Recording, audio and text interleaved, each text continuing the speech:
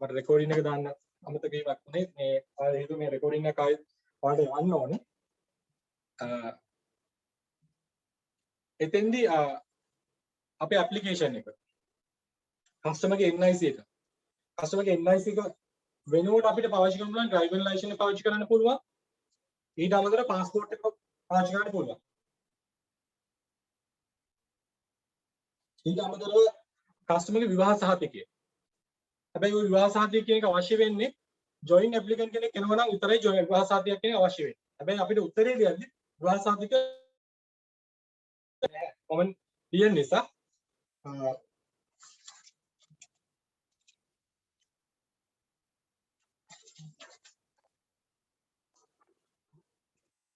Customer වැඩ කරන තැනින් අපිට දෙන සේවා සහතිකය එතෙන්දී වෙන්න පුළුවන් කොන්ට්‍රැක්ට් ඇග්‍රීමන්ට් වෙන්න එක අපි පිටරට වගේ ඉන්නවා නම් බෝලාට අපිට ඉස්සරම කොන්ට්‍රැක්ට් ඇග්‍රීමන්ට් එකක් තියෙනවා. ඒක කොන්ට්‍රැක්ට් ඇග්‍රීමන්ට් එක සහ සර්විස් ලෙටර් කියන දෙකම අපි ගන්නවා.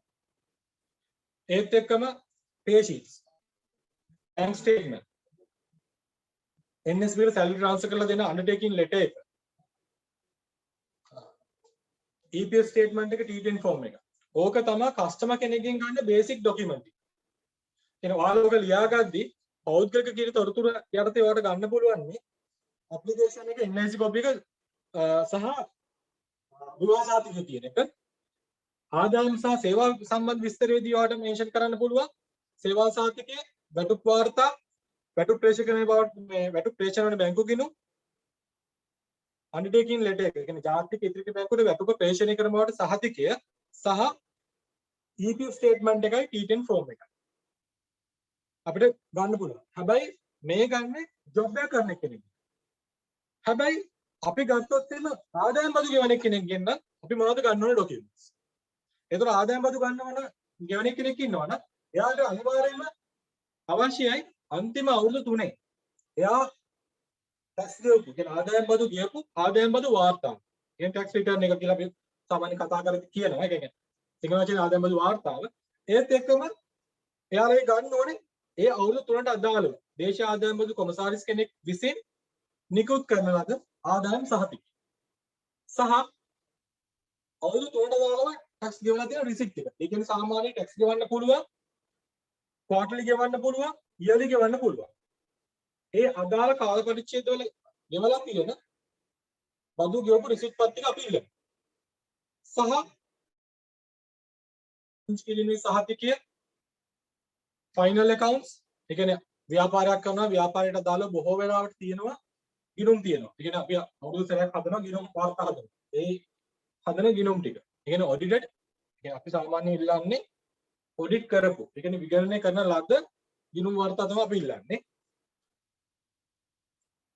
ඕක තමයි මේ ටික තමයි සාමාන්‍යයෙන් ආදායම් බදු ගෙවන එක. හැබැයි ආදායම් බදු ගෙවන කෙනෙක්ට කියන්නේ එක්සෑම් එකට වැඩි මනක් වශයෙන් මම මේ කතා කරන්නේ ආදායම් බදු ගෙවන කෙනෙක්ට ඒ කියන්නේ ෆයිනල් accounts නැහැ කියලා ගැටලුවක් නැහැ. ෆයිනල් accounts නැතුව සමහර බිස්නස් තියෙනවා ෆයිනල් accounts හදන්නේ නැහැ. හැබැයි කස්ටමර් ආදායම් බදු ගෙවනවා. ඒ කියන්නේ සමහර සිල්ලර කඩ කඩයක් වෙන්න පුළුවන්, හොඳට තියෙන කඩයක් වෙන්න පුළුවන්. ආදායම් බදු ඒ කියන්නේ දිනුමක් වෙලා තියෙන එයා ඒක බේස් කරලා එයා ආදායම් බදු ගෙවනවා. එයාගේ ඒක හදාන්න වෙනම ටැක්ස් මේ ඇඩ්වයිසර් කෙනෙක් ඇති එයා. හැබැයි එයා ෆයිනල් accounts එයා ගාව නැහැ. එහෙම වුණත් අපිට ගැටලුවක් නැහැ. ඒ කියන්නේ අපිට ෆයිනල් accounts කියන අනිවාර්ය කරන්නේ නැහැ කිසිම වෙලාවක.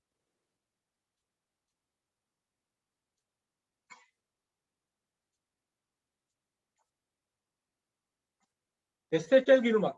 ඒ කියන්නේ අපි සාමාන්‍ය අපේ බැංකුවේ ස්කීම් තියෙනවා කතා කරද්දී salaries කියන අපිට permanent job එකක් කරන කට්ටියට අපි loans දෙනවා අපි. ඊට අමතරව අපි දෙනවා tax ගෙවන කට්ටියට. ඊට අමතරව අපි දෙනවා SHL කියලා account එකක් තිබ්බා. නිවාස ඉතුරුම තැන්පතු ගිණුම. ඒ ගිණුම තියෙන කට්ටියට අපිට loans දෙන්න පුළුවන්. ඒ SHL ගිණුමේ පිටපත. ඒ කියන්නේ සාමාන්‍ය අපේ SHL account එක අපේ කස්ටඩි එකට ගන්නවා බැංකුවට ගන්නවා එක. මේ ගිණුම පිටපතක් අපි ඉල්ලනවා. ඊට අමතරව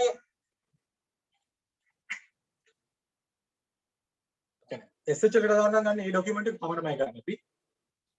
ප්‍රොෆෙෂනල් කෙනෙක් අපිට නෑ. එතන අපිට ලෝයර් කෙනෙක් වෙන්න පුළුවන්.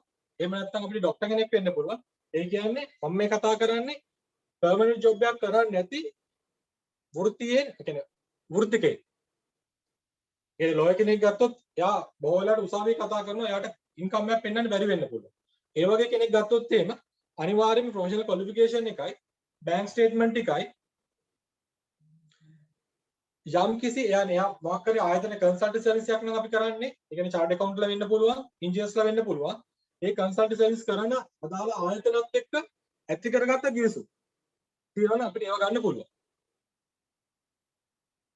අපි ඊට අමතරව අපි සාමාන්‍යයෙන් බිස්නස්මන් වලට සාමාන්‍ය බ්‍රාන්ච් එකක් ගත්තොත් බිස්නස්මන් වලට ලෝන්ස් දෙන ප්‍රමාණය ඉතාමත් අඩුයි. නමුත් අපිට බිස්නස් කරන කටට ලෝන්ස් දෙන්න පුළුවන් ගැටලුවක් නැහැ. අපි ඒ වගේ කෙනෙක් ගත්තොත් එහෙම අපි ඉල්ලන්නේ BR එක බිස්නස් රෙජිස්ට්‍රේෂන් එක ඉල්ලනවා. ඒ කියන්නේ ව්‍යාපාර කිරීමේ සහතිකය. බැංකු වාර්තා සාමාන්‍යක අවුරුද්දක් වෙන්න පුළුවන්, අවුරුද්දක් වෙන්න පුළුවන්. පුද්ගලයා මත ඩිපෙන්ඩ් බැංක් ස්ටේට්මන්ට් කියන එක සාමාන්‍යයෙන් උත්තරයක් ලියද්දි බැංකු වාර්තා කියන්නේ අවශ්‍ය කාල පරිච්ඡේදය මොකක්ද කියලා කියන්නේ නැහැ. බිස්නස් එකක් කරන කෙනෙක්ගේ ෆයිනල් accounts තියෙනවා නම් ඒ ෆයිනල් accounts ඉල්ලනවා. සහ ෆයිනල් accounts නැත්තම් අපිට පුළුවන් එයාගේ ආදායම සහ වියදම හඳුනගෙන එයාගේ ප්‍රොෆිට් එක අයිඩෙන්ටිෆයි කරගන්න පුළුවන් ඕනම ලියවිල්ලක් කරගෙන අපිට ලෝන් එකක් ගන්න හැකියාව තියෙනවා. ඔය තියෙන ආදායම සම්බන්ධයෙන් අපි ඊළඟ විස්තර කරමු. දෙමළ සම්බන්ධයෙන් අපි ගත්තාම ඒ අපිට මෝර්ගේජ් කරන. එහෙම නැත්නම් ඒ කියන්නේ එයා පර්චේස් කරන එක වෙන්න පුළුවන්. එහෙම නැත්නම් ගිය හදනක වෙන්න පුළුවන්. තාලු ඔප්පුව මිනින්දව සැලැස්ම පළාත් පාලන ලියවිලි. අදාළ පළාත් පාලන ලියවිලි. පළාත් පාලන ලියවිලි කියපුවාම අපිට එනවා වීතිරේඛා නොපරා ගැනීම සහතිකය, ගොඩනැගිලි සීමා සහතිකය, හිමිකම් සහතිකය, වරිපරම්බදු දැන්වීම සහ රිසිට් පත්. ඒ කියන්නේ ඇසස්මන්ට් නෝටිස් එකයි ටැක්ස් පේඩ් රිසිට් එකයි.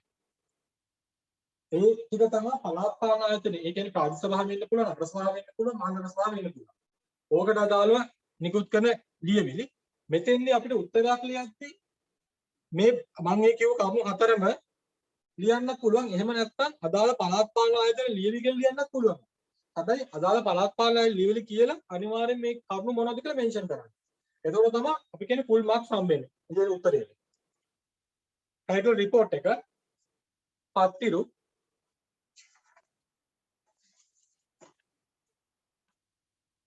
ගයක් හදනවා නම් ගේ හැදීමට අදාළ බිල්ඩින් ප්ලෑන් එක ඉල්ලනවා, එස්ටිමේට් එකක් ඉල්ලනවා, ගොඩනැගිලි සංවර්ධන බාබත්. ඒ කියන්නේ පළාත් සභාවෙන් දෙනවා ගයක් හදන්න යද්දි බිල්ඩින් ප්ලෑන් එක ඇප්‍රූවල් එකත් එක්කම දෙනවා අපිට බලපත්‍රයක් දෙනවා. ඒ බලපත්‍ර කොපියක් අපි අනිවාර්යයෙන්ම ෆයිල් එකට ගන්න ඕනේ.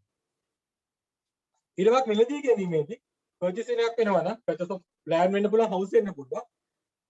විකුණුම්කරුගේ ජාතික අනුපතේ පිටපතක් ඉල්ලනවා, sales agreement එක ඉල්ලනවා. ඥාති සම්බන්ධතාවයක් තියනවද නැද්ද කියලා තහවුරු ටිකක් තියෙනවා. ওই ඥාති සම්බන්ධතාවයේ සම්බන්ධ ඒ කියන්නේ වාගේ දැනගැනීම සඳහා කියන්නේ මේක එක්සෑම්කට දාලා වෙන්නේ නැහැ අතනම. ඥාති සම්බන්ධතාවයේ කියන්නේ ඥාති සම්බන්ධතාවයක් කීමෙන්ද බලාපොරොත්තු වෙන්නේ අම්මගේ තාත්තගේ දීපල ගන්න දෙන්නේ නැහැ. ඒ වගේම මැරි කරලා ඉන්නවා නම් ඒ මැරි කරපු පාර්ශවයේ අම්මගේ තාත්තගේ. ඒ කියන්නේ මාමන්ඩි සහ නන්දම්. ඒ කට්ටියකින් ඉඩම් ගන්න දෙන්නේ නැහැ කියන එක තමයි මෙතෙන් කියන්නේ. හැබැයි වියදරයකයක් තියෙනවා ගන්න පුළුවන් ප්‍රය අප්‍රූවල් එකක් අරගෙන. ඒ කියන්නේ හයවතොල් දෙකේ රීජියන් එබව් අප්‍රූවල් එකක් ගන්න පුළුවන් නම් අම්මගේ තාත්තගේ දේපල උනත් ගන්න ලෝන්ස් දීලා තියෙනවා බැංක්.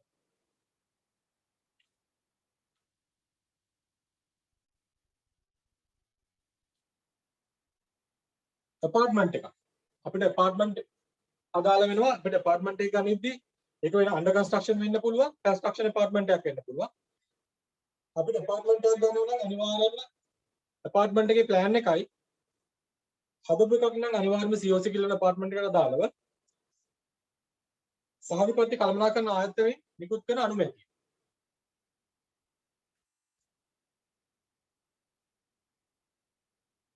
අපි apartment එකක් purchase කරද්දී අපි ඉල්ලනවා. මෙතෙන්දී මේ වගේ කරුණු අපි උත්තරයක් ලියලා සමහර කරුණු ඔක්කොම ගොඩනගන්න අමතක වෙනවා. හැමදේම ඔළුවේ නැති වෙන්න පුළුවන්. හැබැයි දන්න කරුණු ටික ඔක්කොම ලියන්න ඕනේ. ඒ කියන්නේ මැනේජ් කරන්න ටයිම් එක සාමාන්‍ය විනාඩි පැය දෙක විතර ටයිම් එක තියෙන්නේ විනාඩි 20ක් වගේ ප්‍රශ්නෙට එන්නේ. විනාඩි 20 තුද්ද ලියන්න ප්‍රමාණය ලියලා ඉතුරු ප්‍රශ්නෙට අනිවාර්යෙන් මාර්ග වෙන්න ඕනේ. ඔයා දැනගත්තත් එතනින් එහාට ගොඩක් වෙලා ගන්න එපා. ඒ කියන්නේ විනාඩි 25ක් ගත්තට කමන්නේ. විනාඩි 30 40 ගන්න එපා. එහෙම වුණොත් ඔයාලට ටයිම් එක මැනේජ් කරන්න අමාරුයි.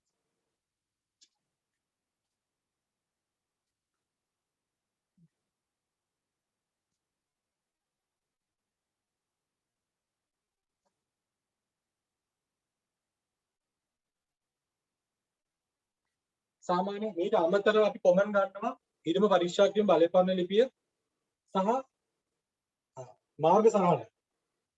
ඊට අමතරව ඇටර්නි කෙනෙක් ඉන්නවනේ ඇටර්නි බලපත්‍රය සහ ඇටර්නිගේ NIC කොපි එක අපි සාමාන්‍යයෙන් ඉල්ලනවා. ඕක තමයි සාමාන්‍යයෙන් අපි ලෝන් එකක්. හවුසින් ලෝන් එකට අදාළව අපි ඉල්ලන ඩොකියුමන්ට්ස්. හැබැයි ප්‍රශ්නයක් අහන්න පුළුවන් ඉඩමක් මිලදී ගැනීම කියලා වෙන්න පුළුවන් නැත්නම් නිවසක් මිලදී ගැනීම කියලා වෙන්න පුළුවන්. අපි නිවසක් ඉඩමක් මිලදී ගැනීමේදී COC කෙනෙක් අපි ඉල්ලන්නේ නැහැ. ඒ වගේම නිවසක් මිලදී ගැනීම COC එක අපි ඉල්ලන හැබැයි COC නැත්නම් අපිට ලෝන් එක දෙන්න පුළුවන්. හැබැයි ඩොකියුමන්ටේෂන් එක ගැන අපි කතා කරද්දී අපි ගාව තියෙන සියලුම කරුණු ටික අපි ඉදිරිපත් කරනවා.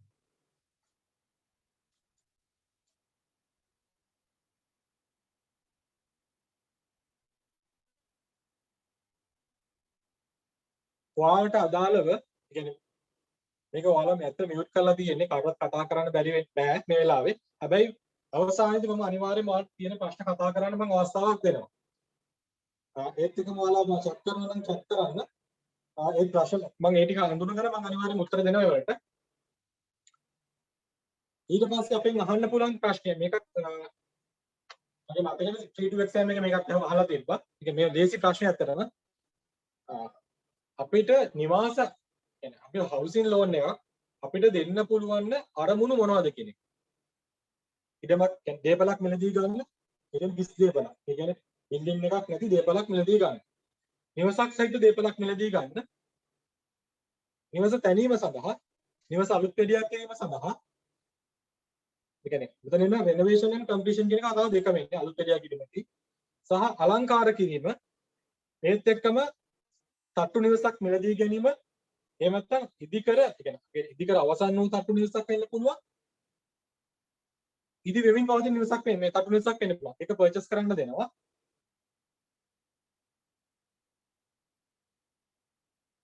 වෙනත් මූල්‍ය ආයතනයකින් නිවාස අරමුණු වෙනුවෙන් ලබාගත් ණය මුදලක් පියවීම. ඒ කියන්නේ සාමාන්‍ය අපිට හවුසින් ලෝන් එකක් දෙන්න බෑ. එයාලා ගත්ත පර්සනල් ලෝන් එකක් පියවන හවුසින් ලෝන් එකක් දෙන්න බෑ. අරමුණු වලට අදාළව තියෙන්නේ.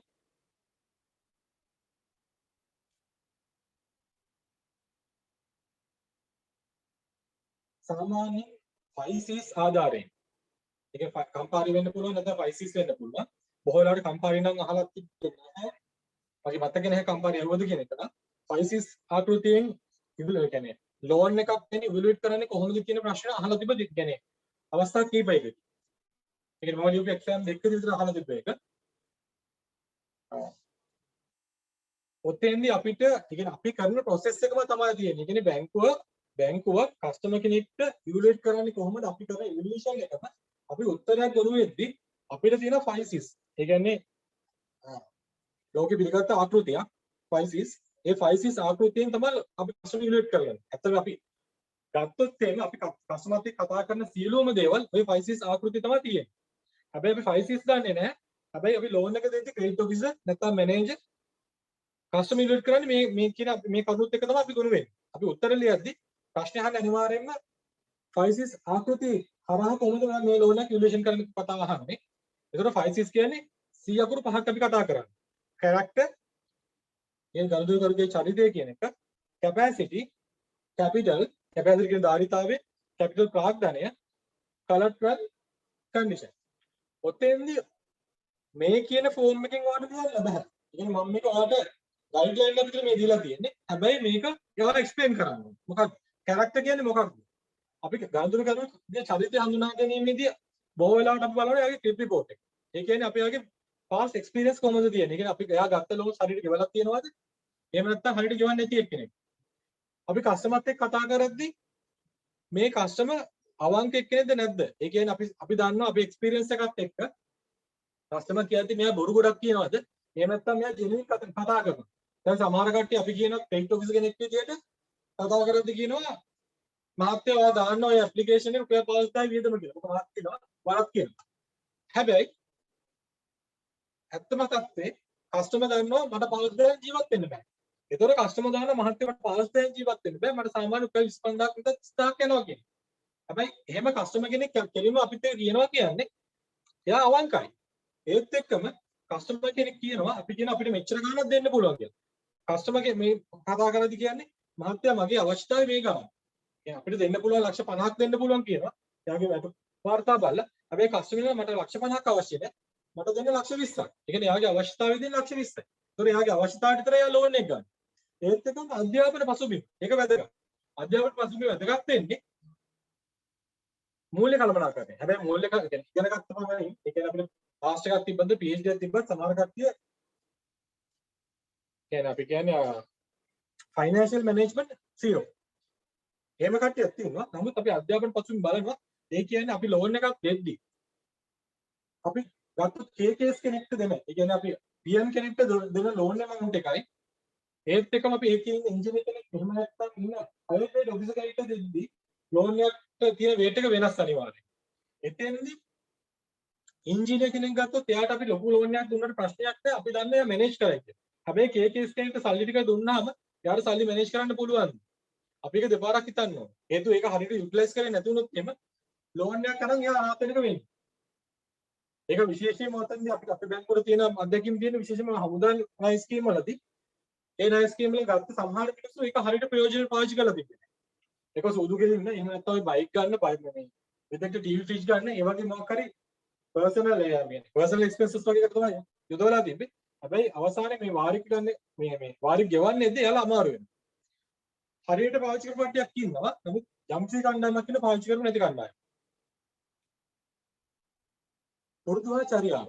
අපිට සාමාන්‍යයෙන් ඔය ලෝන් ගැන බලද්දී ඔය එක්ස්පීරියන්ස් එක කවුරු එන්නේ අපි කස්ටමර් කෙනෙක් එක්ක කතා කරපුවාම සමහර වෙලාවට බ්‍රාන්ච් එකේ මැනේජර් එහෙම නැත්නම් ක්‍රෙඩිට් ඔෆිසර් සමහර විට එයා යනවා වෙන්න පුළුවන් පාර්ටි එකට යනවා වෙන්න පුළුවන්. එහෙම නැත්නම් අපි ක්ලබ් යනවා වෙන්න පුළුවන්.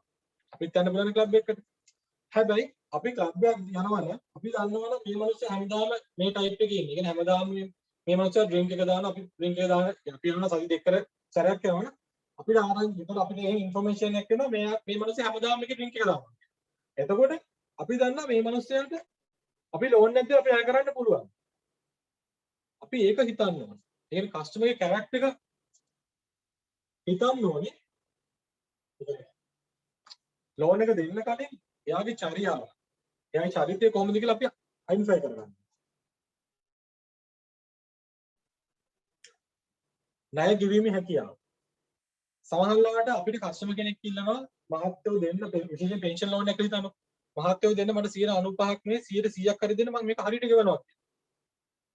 අපි 100%ක් ලෝන් එකක් නැත්නම් 90ක් ලෝන් එකක් තියලා බලන්න ඕනේ මෙයාට මේක ගෙවන්න පුළුවන්. මේක ගෙවන්න පුළුවන්ද කියලා බලන්න ඕන අපිට අනිවාර්යයෙන්ම අපි දෙන්නේ ෆ්ලෝටින් රේට් එක නම් ෆ්ලෝටින් වැඩි අපේ මේ වාරිකේ වැඩි වෙන්න පුළුවන්. ඒත් එක්ක මෙයා කරන බැංක් එක බිස්නස් අනුවක් කරන්න මොකද බිස්නස් එකක් කරන්න බෑ. ඒ බිස්නස් එකේ මෙයාට ඉන්කම් එක ජෙනරේට් වෙනවා. ඒ කියන්නේ මෙයා පෙවිල්ලක් දෙලවන්නේ. එහෙම නැත්නම් කඩයක් කරන එක්කෙනෙක්ද මේ කාලේ සහ ඉස්සරහට ඒ සම්බන්ධව තියෙන උපනිතින් මොනවද? ඒ කියන්නේ ඒ බිස්නස් එක පාඩු වෙන්න පුළුවන් අවස්ථාවද තියෙන්නේ. එහෙම නැත්නම් මේක ලාභ ලබන අවස්ථාවද තියෙන්නේ කියන එක. ඒක අපි ඔළුවෙන් කල්පනා කරන්න ඕන අනිවාර්යයෙන් මෙයාට ලෝන් එකක් දෙන්න කලින්. ඒත් එක්කම අපි සාමාන්‍ය ලෝන් එකක් දෙද්දි මෙයාගේ ආදායම ඉහළ ආදායමක් තියෙනවා නම් අපිට ඔය ණය වාරිකය 160 කියන සීමා කරගෙන මේ කතා කරන්නේ. ඔය 160 කියන රූල් එකේ ඉන්න අවශ්‍යතාවයක් නැහැ. උදාහරණයක් විදිහට ගත්තොත් එimhe රුපියල් 40000ක් වඩියක් ගන්න එක්කෙනෙක්ට 140 රූල් එක අයින් කරොත් එimhe රුපියල් 24000ක තමයි යාගේ වාරිකයක් වෙන්න පුළුවන්. ඒ ගෙදර ඉන්නවා කියලා හිතන්න 4 දෙනෙක් ඉන්නවා. අම්මයි තාත්තයි ළමයි දෙන්නෙක්. ඒ 4 දෙනාට රුපියල් 16000න් ජීවත් වෙන්න පුළුවන්. ප්‍රායෝගිකව කරන්න පුළුවන් දෙයක් නෙමෙයි. අපි දෙනවා 140 කියන සීමාවට ලෝන්ස් අපි ග්‍රහණ කරනවා. හැබැයි ග්‍රහණ කරාට එයාට වෙනත් ආදායම් මාර්ග නැත්නම් අපේ ලෝන් එක ඇරියස් යන්න තියෙන සම්භාවිතය ඉතාමත් වැඩි. හැබැයි ඔයා හිතන්න ඔයාට එනවා ලක්ෂ 3ක් විතර වැඩි ගන්න ඉංජිනේර කෙනෙක් එක්ක. මිනිස්සු යන්නේ නැති. 40 කියන රූල් එක කියලා 1,80,000ට ලෝන් එකක්. හැබැයි හොඳටම දන්නවා මේ මිනිස්සුන්ට 1,20,000ක් යන්නේ නැහැ ජීව මේ වියදම. එතකොට ඔය කියන 140 කියන රූල් එක නැතුව අපිට ජස්ටිෆයි කරලා ඒක ලක්ෂ 2ක් නැත්තම් 2.20ක් වුණත් අපිට වාරිකයට ලෝන් එක අදන් යන්න.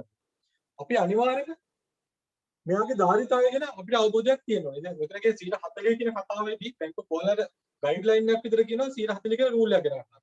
අපි 140 කිව්වට දැන් බොහෝ වෙලාවට දැන් සමහර බ්‍රාන්චස් බොහෝ වෙලාවට ගෙන්නේ මේ කාලේ ප්‍රයිවට් සෙක්ටර් ලෝන්ස් දෙන්න කියපුවාම එක දෙන්නේ බේසික් එක බේස් කරලා විතරයි දෙන්නේ. එහෙම නැත්නම් යාලා ඉවලුවේෂන් එකේ 60ක් දෙන්න 50ක්. ඒ වගේ ලිමිටේෂන් හදාගන්න. හැබැයි ඒකට ආගියු කරන්න බෑ. ඒ කියන බ්‍රාන්ච් එක ඒ ලෝන් එක දුන්නාට B කියන බ්‍රාන්ච් එක 140 රූල් එකෙන් දෙනවා නේද? ඒතර කස්ටමර් ගිහලා කියනවා අර බ්‍රාන්ච් එක මෙච්චර ගාණක් දෙන්න. ඔයාලා දෙන්නේ මේ වගේ amount එකක්. හැබැයි ඒක කස්ටමර් පුද්ගලයා අනුව වෙනස් වෙනවා. අපිට අයදුම්කාරී යොදන ප්‍රාග්ධනම අපි හිතන්න කස්ටමර් කෙනෙක් අපිට එනවා ලෝන් එකක් ගන්න. එයා අපෙන් ඉල්ලන 85%. ඒ කියන්නේ අපි සාමාන්‍යයෙන් දෙන්නේ ලෑන්ඩ් සේල් එකකට. අපි පර්චේසින් ප්‍රයිස් එකෙන් 70%යින් අපි සාමාන්‍යයෙන් දෙන්නේ. අපි කියන්නේ පර්චේසින් ප්‍රයිස් එකෙන් 75% හෝ වැලුවේෂන් එකේ ෆෝර් සේල් වැලියු එකේ. ඒ කියන්නේ මේ බලකර වටිනාකම අගේ 75% යන අභියාන් දෙකකින් අඩු වගේට ලෝන් එක දෙනවා කියලා අපි ජනරල් පොලිසි එකේ තියෙනවා. හැබැයි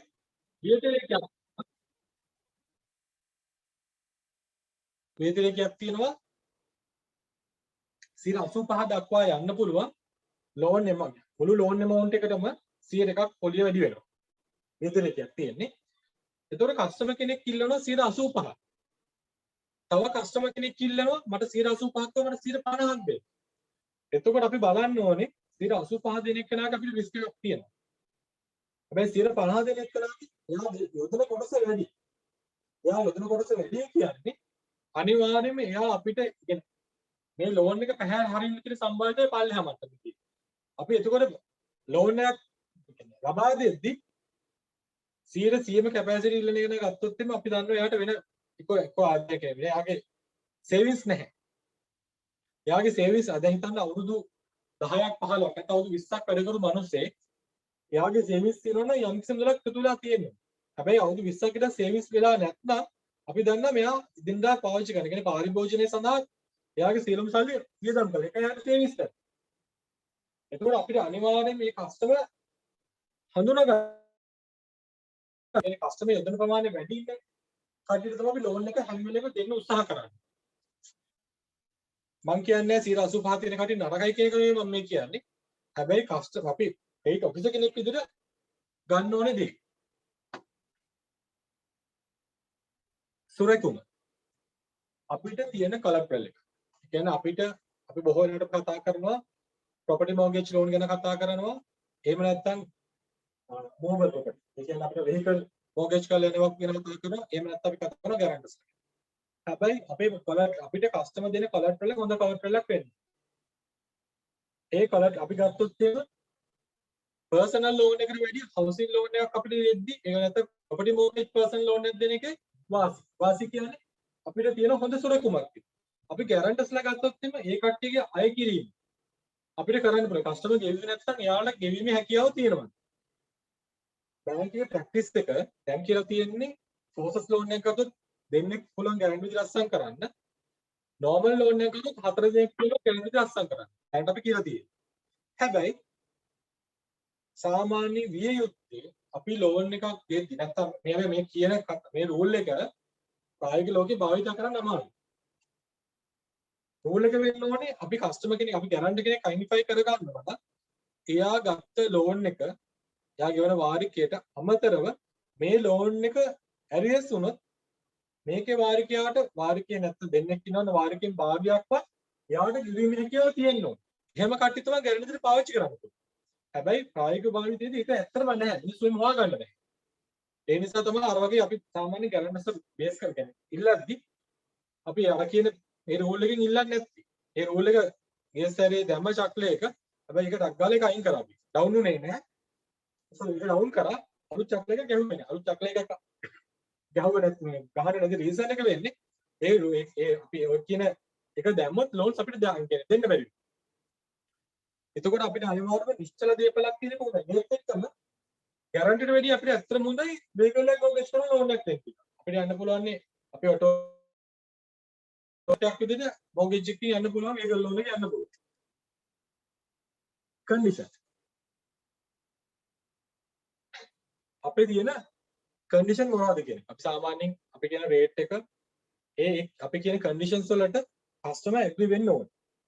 එතකොට මේ condition වලට මෙයාට යෑමට හැකියාව තියෙනවද කියන කතාව තමයි මෙතන බලන්නේ. term and condition අපි දැන් කතා කරද්දී term and condition එක අස්සම් කරගන්නවා. මේ නෑ මොකද අදාළ. ඕක තමයි අපි 5C අවස්ථාවේ loan එකක් ගැන කතා කරොත් අපි කියන්නේ. ඒත් එක්කම සාමාන්‍ය අපි credit පැත්තට අහන්න පුළුවන් ඊගා ප්‍රශ්නේ තියෙන බොහෝ වෙලාවට අහන්න පුළුවන් නේ. අපේ තියෙන ණය යෝජනා ක්‍රම මොනවද කියලා.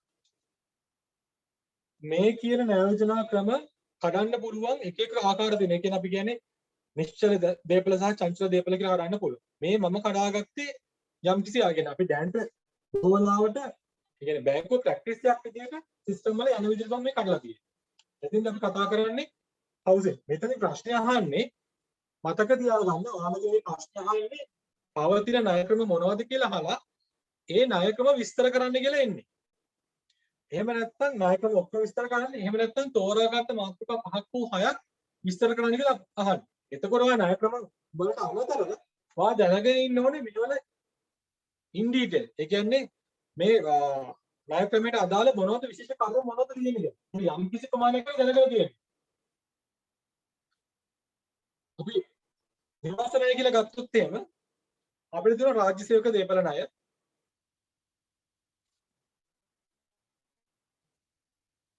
ඊට අමතරව තියෙනවා UGC. ඒ කියන්නේ University Grant Commission එකෙන් ලබා දෙන විශ්වවිද්‍යාල ආචාර්යවරුන්ට එහෙම නැත්නම් ඒ වැඩ කරන දෙවියන්ට ලබා දෙන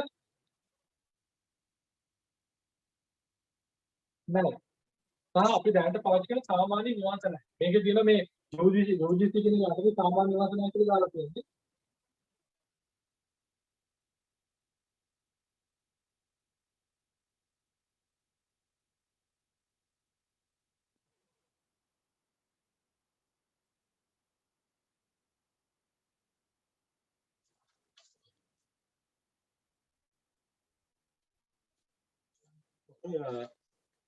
මෙතන තියෙන්නේ රාජ්‍ය සේවක දේපල ණය, UGC ණය සහ සාමාන්‍ය නිවාස ණය කියලා එන්න ඕනේ. මේක UGC ගේ යටතේ තියෙන අංක 1 කියන මාතෘකාවෙන් යන්න එපා. මෙතෙන්දී අපි දැනගන්න රාජ්‍ය සේවක දේපල ණය කියපුවාම මේක විස්තර කරන්න කිව්වහම මොකක්ද තියෙන වෙනස?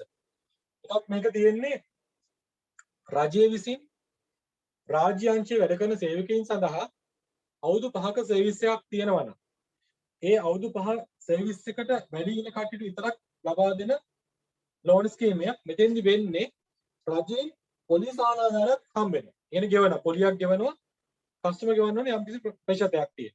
ඔතෙන්දි ඔයාලට පොලි ගෙන අමතක වෙලා තියෙන්න පුළුවන්. කොහොමද මේක කැඩෙන්නේ කියලා. ඒක අවශ්‍ය නැහැ. හැබැයි ඔයාලා වෙන સિદ્ધාන්තය මොකද්ද කියලා ලියන්න ඕනේ. එතකොට කියන්නේ තව එක්කෙනෙක්ට කියන්න පුළුවන් මේ පොලි කැඩෙන්නේ කොහොමද කියලා එක්ස්ප්ලেইন කරන්න පුළුවන්. හැබැයි පොලි කැඩෙන ප්‍රමාණය සමහරට ඔළුවේ නැති කෙනෙක්. මෙතන ඉන්න ඔක්කොම ක්‍රෙඩිට් ඔෆිසර්ස්ලා නෙවෙයි ඉන්නේ. එතකොට ක්‍රෙඩිට් කවදාවත් කරපු නැති කට්ටිය ගොඩ දෙනෙක් ඉන්න පුළුවන්. එතකොට එයා ලියන්න උත්සාහ කරන රේට්ස් ගැන ඔළුවේ තියාගන්න නැතුව මේක සහනාධාරය ප්‍රජෙන් දෙනවා කියන කතාව තමයි ලියන්නේ. එතෙන්දි සාමාන්‍ය මේ ලෝන් එකට අදාළව දෙන මැක්සිමම් amount එක දෙන්නේ මිලියන 3යි දෙන්නේ. ඒ මිලියන 3 හැදෙන්නේ එයාගේ බේසික් සැලරි එක වගේ 84 ගුණයක් තමයි අප්‍රූව් වෙන්නේ. ඒක රූල් එක තියෙන්නේ බේසික් එක වගේ 84 ගුණයක් හෝ මිලියන 3 කියන අගයන්ගෙන් අඩු වගේ. ඒ කියන්නේ මැක්සිමම් යන බල මිලියන 3ක් විතරයි ලෝන් එක යන්න පුළුවන්. UGC ණය කියන එකට ඔය කතාව ඔය කියන ප්‍රමාණය කිලිවත් මම කියන්නේ මේ කරුණ ඇති. කියන්නේ ගොඩක් ලියන්න බෑවල ටයිම් වල ප්‍රශ්නයක් තියෙන නිසා UGC ඔය රාජ්‍ය සේවක දේපල ණය වගේම කැම්පස් එකේ ස්ටාෆ් එකට. ඒ කියන්නේ අනධ්‍යයන වෙන්න පුළුවන්, අධ්‍යයන වෙන්න පුළුවන්. ඔය කියන ස්ටාෆ් එකට UGC එකෙන් ගෙවනවා රිබේට් එකක්. එහෙම සානාධාරයක් ගෙවලා බැංකුව තුනත් එක්ක ඇග්‍රීමන්ට් එකක් එක්ක යන ස්කීම් එක තමයි UGC ණය කියලා කියන්නේ. එතකොට සාමාන්‍ය කැම්පස් එකේ යන්න පුළුවන් මිලියන 2යි යන්න පුළුවන් උපරිමයේ. හැබැයි මිලියන 2 යන්න පුළුවන් ලෙක්චර්ස්ලාට. එන අධ්‍යයන කාණ්ඩයට අනධ්‍යයන කාණ්ඩයට යන්න පුළුවන් ලක්ෂ 10යි. මේ පොළොන්නපත ගැන මම කියන්න උත්සාහ කරන්නේ නැත්තේ හේතුව පොළොන්නපත අත්‍යවශ්‍ය නැති නිසා. අත්‍ය පොළොන්නපත කියන වෙනස් වෙනවා. සාමාන්‍ය නිවාස ණය. ඔය අපි කියන කලින් කිව්ව නිවාස ණයට අමතරව බැංකුව පාවිච්චි කරන නිවාස ණය. කියන තමයි නිවාස අපි සාමාන්‍ය කතා කරන්නේ තියෙන්නේ. මේකද අපිට කියන්න පුළුවන් අපි සාමාන්‍යයෙන් නිවාස ණය කතා කරපුවාම අපිට අපි උඩින් කතා කරපු කියන අපි අරමුණු ගැන කතා කරා. ඒ අරමුණු වලට අපි මේ වගේ ලෝන් එකක් දෙනවා කියන එක අපිට කියන්න පුළුවන්. ඊට පස්සේ අපිට තියෙනවා පුද්ගල ණය. පුද්ගල ණය ගැන අපි කතා කරපුවාම විශ්‍රාම ණය මේ විශ්‍රාම ණය ස්කීම් එක ගැන කතා කරපුත් අපිට තියෙන්නේ විශ්‍රාම ණය යෝජනාවක අපි දෙන්නේ සාමාන්‍යයෙන් පෙන්ෂන් ගිය. ඒ කියන්නේ රාජ්‍ය පෙන්ෂන් වෙන්න පුළුවන්. ඊට අමතරව මොකක් හරි ඒ කියන්නේ අපි සෙන්ට්‍රල් බැංක් වෙන්න පුළුවන්. එහෙමත් නැත්නම් වෙනත් බැංකුවක විශ්‍රාම වැටුපක් හිමියෙක් කෙනෙක් වෙන්න පුළුවන්. ඉලෙක්ට්‍රිසිටි බෝඩ් එකේ විශ්‍රාම වැටුප් වෙන්න පුළුවන්. සමහර ප්‍රයිවට් සෙක්ටර් විශ්‍රාම වැටුප් ලබන කට්ටිය ඉන්න පුළුවන්. ඔය කියන කණ්ඩායමට අපි තමයි මේ විශ්‍රාම ණය යෝජනාවකම හඳුන්වලා දෙන්නේ. මෙතෙන්දී අවුරුදු 60 කියන සීමාවක් නැහැ අපි. ඒක වෙන්නේ නැත්නම් අපි අවුරුදු 60 වැඩියෙන් කියලා කියන්නේ නැත්තේ සෝල්ජර්ස්ලා අවුරුදු 42 රිටයර් වෙනවා. හැබැයි යාළුවා අපි ලෝන් එක ග්‍රාන්ට් කරනවා. අවුරුදු 42කුත් නැතිව මේ ස්කීම් එකේදී යනවා අලුතින් ඉන්ට්‍රොඩියුස් කරලා දීලා තියෙනවා ඩිසේබල් සෝල්ජර්ස්ලා. ඒ කියන්නේ ආබාධිත සෙබළුන්ට එයාලා සමහරට අවුරුදු 35 30 ඒ වගේ රේන්ජ් එකේ ඉන්න පුළුවන්. ඒතකොට එයාලටත් මේ ස්කීම් එකේ යන්න පුළුවන්. ඒතකොට අපි කියන්නේ විශ්‍රාම වැටුපක් ලබන එහෙම නැත්නම් අපි කියන ආබාධිත වැටුපක් හිමි. කාණ්ඩක තමයි මේ විශ්‍රාම ණය කියන යෝජනා ක්‍රමය හඳුන්වලා දීලා තියෙන්නේ. මේකේ ණය උපරිමයෙන් මිලියන 10යි දීලා තියෙන්නේ. පීරියඩ් එක අවුරුදු 15යි දීලා තියෙන්නේ. අපිට ඔය ටික කියන්න පුළුවන්. හමුදා ණය. හමුදා ණය සම්බන්ධයෙන් කතා කරපුවාම ත්‍රිවිධ හමුදාව, පොලිසිය, STF එක. ඔය කියන කාණ්ඩයට අපි ලෝන් එකක් දෙනවා. සෝච කෙනෙක් ගත්තොත් ලක්ෂ 25කුත්, ඔෆිසර් කෙනෙක් ගත්තොත් දැනට තියෙන මිලියන 5යි. මිලියන 5 කියලා ලියන්නේ. ඉස්සරහට මිලියන 8ක් දක්වා වැඩි වෙනවා ඒක. දැනට තියෙන මිලියන 5යි.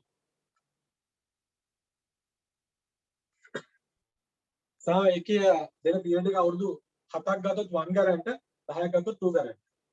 අපිට විශාල ණය කතාවේදී අනිවාර්යයෙන්ම කියන්න ඕනේ මේකේ ගැරන්ටර්ස්ලා කවුරුත් නැහැ. DTA විතරයි අවශ්‍ය වෙන්නේ කියන එක. හමුදා ණයේදී අනිවාර්යයෙන්ම DTA ලබා ගැනීම අනිවාර්යයි කියන කියන්න ඕනේ. ඊට පස්සේ තියෙනවා දිරිය. දිරිය කියන ස්කීම් එකේදී බැංකුව විසින් සුළු හා මධ්‍ය පරිමාණ ව්‍යාපාරිකයන් නැත්නම් කර්මාන්තකරුවන් සඳහා එයාලගේ අවශ්‍යතාවයන් ඉටු කිරීම සඳහා තමයි මේක ඉන්වෙස්ට් කරන්නේ බැංකුව. හැබැයි මේක බැංකුව ඉන්වෙස්ට් කරද්දී බැංකුවට ගැටලුවක් තියෙනවා දිරිය ස්කීම් එකේ ලෝන්ස් දෙන්න පුළුවන්ද කියලා හිතුව අපිට SME කරන්න බෑ කියන එක. ඒ නිසා තමයි පුද්ගලික ලෝන් එක ඉදිරියට කියලා සඳහන් කරන්නේ චක්‍රලයකින්. ඒක අපි පර්සනල් ලෝන් එකක් විදිහට තමයි මේක දෙන්නේ. SME කියන කාණ්ඩය කියලා පාවිච්චි කරන්නේ නැහැ. මේ SME තමයි මේ නමුත් අපි ප්‍රැක්ටිකල් කරන්නේ ගියාම SME කියලා තියෙන්නේ. හැබැයි අපිට SME කියන කාණ්ඩයට ලෝන්ස් ග්‍රාන්ට් කිරීමේ හැකියාවක් නැහැ අපිට ෂාපේ තියෙන ඇක්ට් එකත් එක්ක දැන් තියෙන ඇක්ට් එක. උදේ අපි දිරිය ලෝන් එක ගන්න පුළුවන් මැක්සිමම් ලක්ෂ 25යි යන්නේ. මැක්සිමම් ලක්ෂ 25යි. හැබැයි විතරකයක් තියෙනවා. ඊට උඩ යන්න පුළුවන්. එමුත් ක්‍රෙඩිට් කමිටි අප්‍රූවල් එකක් මත. නැත්නම් අපි ක්‍රෙඩිට් කමිටි කියලා කියන්නේ නැහැ. ඒ DG අප්‍රූවල් එකක් දුන්නොත් අපිට යන්න පුළුවන්. ඒ කියන්නේ ඉහළ කළමනාකාරීත්ව අනුමැතියක් ලබා දුන්නොත් යන්න පුළුවන් කියන එක මෙන්ෂන් කරන්න ඕනේ. ලක්ෂ 5ක් වුණොත් ගැරන්ටර්ස්ලා දෙන්නෙක් එක්ක යන්න පුළුවන්. ලක්ෂ 5ට වැඩි නම් අනිවාර්යයෙන් ප්‍රොපර්ටි මොර්ගේජ් එකක් කිරීම අනිවාර්යයි. මේ කරුණු ටික කිව්වත් ඇති අත්තටම බුද්ධි ස්කීම් එක කියන අපි අධ්‍යාපන ණය සම්බන්ධයෙන් තියෙන ස්කීම් එක අපිට බැංකුවේ යම් කිසි පුද්ගලයෙක් ඒ කියන්නේ එයාගේ ස්ටඩීස් වලට ලෝන් එකක් කියලානවා එයාගේ කෝස් ෆී එකෙන් 75ක උපරිමයකට යටත්ව ණය මුදලක් ලබා දෙන්න පුළුවන් කියලා ඒක තමයි මේ බුද්ධි කියලා කතා කරන්නේ. ඒකේ පීරියඩ් එක අපිට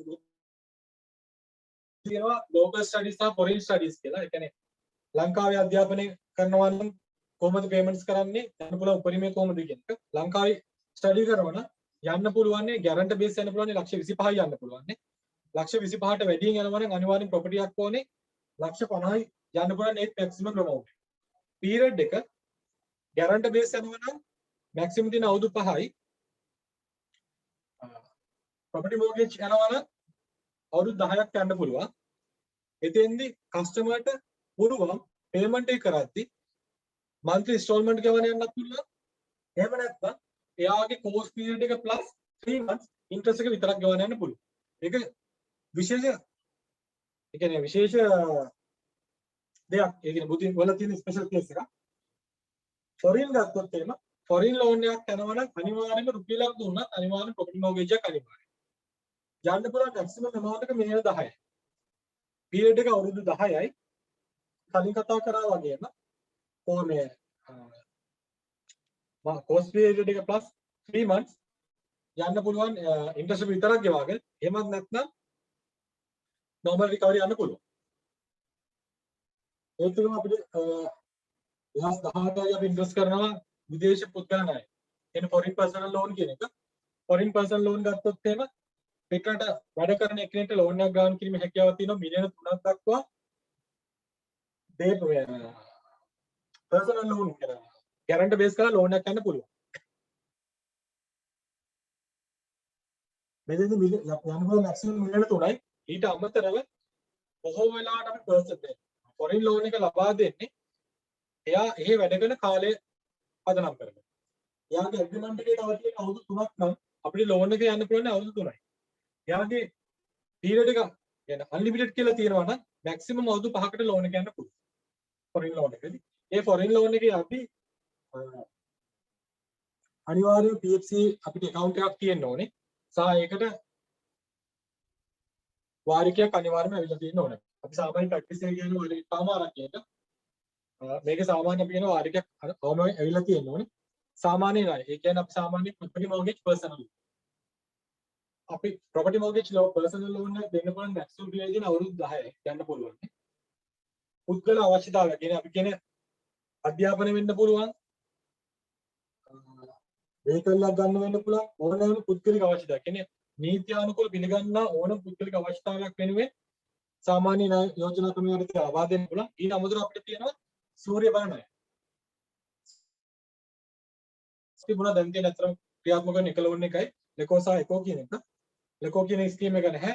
ඒතකොට ලෙකෝ ස්කීම් එක තියෙන්නේ ලෙකෝත් එක්ක ගහපු ඇග්‍රීමන්ට් එකක්. ඒ ඇග්‍රීමන්ට් එක්ස්පයර් වෙනත් එක ඒක නතර වෙනවා. දැනට තියෙන එකෝ කියන ස්කීම් එක. හැබැයි ඒ ස්කීම් එක දුවන්නේ නැහැ බැංකුවේ. දුවන්නේ නැති රීසන් එක මාකට් එකේ තියෙනවා 104ට ලෝන් එකක් තියෙනවා. එකෝ ලෝන් එක තියෙනවා. අපේ යන්නේ නෝමල් රේට් එක යන්නේ 10.5 11 යන රේට් එක තියෙන්නේ. ඒ රේට් එකත් එක්ක කස්ටමර් අපිට එන්නේ නැහැ. නමුත් අපේ ස්කීම් එකක් විදිහට සෝලාර් ලෝන් එක තියෙනවා. ඒ කියන්නේ සූර්ය බල පද්ධතියක් නිවසේ ස්ථාපිත කර ගැනීම සඳහා ඒ ස්ථාපිත කරන පද්ධතිය මෝගේජ් කරලා. ඒ කියන්නේ අපිට ලක්ෂ 15ක් යනකම් මෝගේජ් එක විතර පාවිච්චි කරන්න පුළුවන්. සෝලාර් පැනල් එක මෝගේජ් කරන්න පුළුවන්. ලක්ෂ 5කට වැඩි යනවා නම් තමයි අපි ඉල්ලන්නේ ගැරන්ට් හරි. එහෙමත් නැත්නම් ප්‍රොපර්ටි මෝගේජ් එකක් කරලා අපි ඉල්ලන්නේ.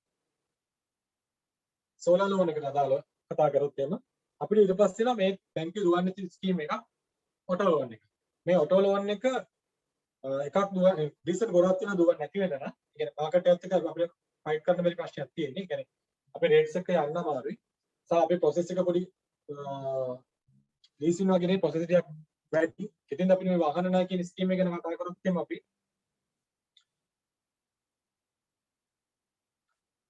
ගැරන්ටර්ස්ලා නැතුව මේක ස්පෙෂල් ගත්තොත් එimhe අපි ගැරන්ටර්ස් මේක අපි ඉල්ලන්නේ නැහැ. ගැරන්ටර් කෙනෙක් නැතුව වෙහිකල් එක විතරක් මෝගේජ් කරලා මේ ලෝන් එක අපිට ගන්න කරන්න පුළුවන්. හැබැයි මේකේ කන්ඩිෂන්ස් වගේක් තියෙනවා. ඒක LTV loan to value ratio. අනිවාර්යයෙන්ම මේක චුට්ටක් මේකත් එක්ක මම කතා කරන්න. loan to value ratio කියලා කියන්නේ අපේ ණය දෙන මුදල සහ ඒ වත්කම අතර අනුපාතය තමයි loan to value ratio. කියන අපි කියන සේවා ආවර්ණිත අනුපාතය. ණය දෙන මුදල සහ ඒ අපි මෝගේජ් කරන වත්කමේ වටිනාකමේ percentage. මේක සෙන්ට්‍රල් බැංකුවෙන් කියලා තියෙනවා යන්න පුළුවන් 90ක් දක්වා යන්න පුළුවන් ඉලෙක්ට්‍රික් වෙහිකල් වලට. නැත්නම් යන්න පුළුවන් 70යි යන්න පුළුවන්. ඒ කියන්නේ 70යි සමහර වෙහිකල් දුව 50 කියන කාණ්ඩේ තියෙනවා. එතකොට ඔය කියන කන්ඩිෂන් එක අපිට යන්න බෑ. හැබැයි මේක මාකට් එකේ තියෙන ප්‍රශ්නේ විදිහටම තියෙන එකක්. يعني LTV කියන කතාව පර්සනල් ලෝන් එකක් දුන්නත් අපිට අරමුණ තියෙන්නේ වෙහිකල් එකක් නම් අපිට අනිවාර්යයෙන්ම සෙන්ට්‍රල් බැංකුවේ රූල් එක වයලේට් කරන්න බෑ අපිට. වාහන ණය කියන එක රන් අය. ඒ කියන්නේ මම මේක ඇත්තට මම කියන්නේ ගෝත්‍ර කරන්නේ වාහනගේ අවබෝධය මේක යම් කිසි මට්ටමක තියෙනවා කියලා හිතාගෙන අපි නේ මයින්ඩ් එක ෆ්‍රෙෂ් කරන්න වගේ දෙයක් විතරයි මම කියන්න උත්සාහ කරන්නේ. ඒ මේ වගේ දෙයක් අහන්න පුළුවන් අහුවොත් අපි කොහොමද උත්තර දෙන්නේ කියන එක. ෆෝනින් එක රන් අය. බැංකුවේ රන් අය සම්බන්ධයෙන් අපි කතා කරපුවාම ෆෝනින් එකේ රේට් එක අපි අඩු රේට් එකක් තියෙන්නේ. ඒත් එක්කම අපි සාමාන්‍යයෙන් يعني කැරට් කොච්චර අපි දෙන amount එක. ඒ කියන්නේ දෙනවද කියන percentage එක වගේ එකක් ලියවනම් ෆෝනින් එකේ නැති සහ ව්‍යාපෘති ණය. project loans අපි සාමාන්‍ය අපිට ස්පෙෂල් කේස් එකක් තන තියෙන්නේ. project loans අපිට කරාට අපිට syndicate කරන loans විතර අපිට දෙන්න පුළුවන්. ඒ කියන්නේ අපිට තනියම loan එකක් බැංකුව විදිහට loan එකක් දෙන්න බෑ, project loan එකක් දෙන්න බෑ. අපිට අනිවාර්යයෙන්ම වෙනත් පුද්ගලික වෙන්න පුළුවන්, government වෙන්න පුළුවන්, බැංකයක් සම්බන්ධ වෙන්න ඕනේ අපිට project loan එකක් කරන්න. ඒ කියන්නේ අපි syndicate කරලා විතරයි loan එකක් ගන්න කිරීමේ හැකියාව තියෙන්නේ. ඒත් එක්ක අපි සාමාන්‍ය loan දෙන්නේ individual basis loan දෙක දෙන්නේ නැහැ. බොහෝ වෙලාවට companies වල විතරයි project loan එක බැංකුව දෙන්නේ.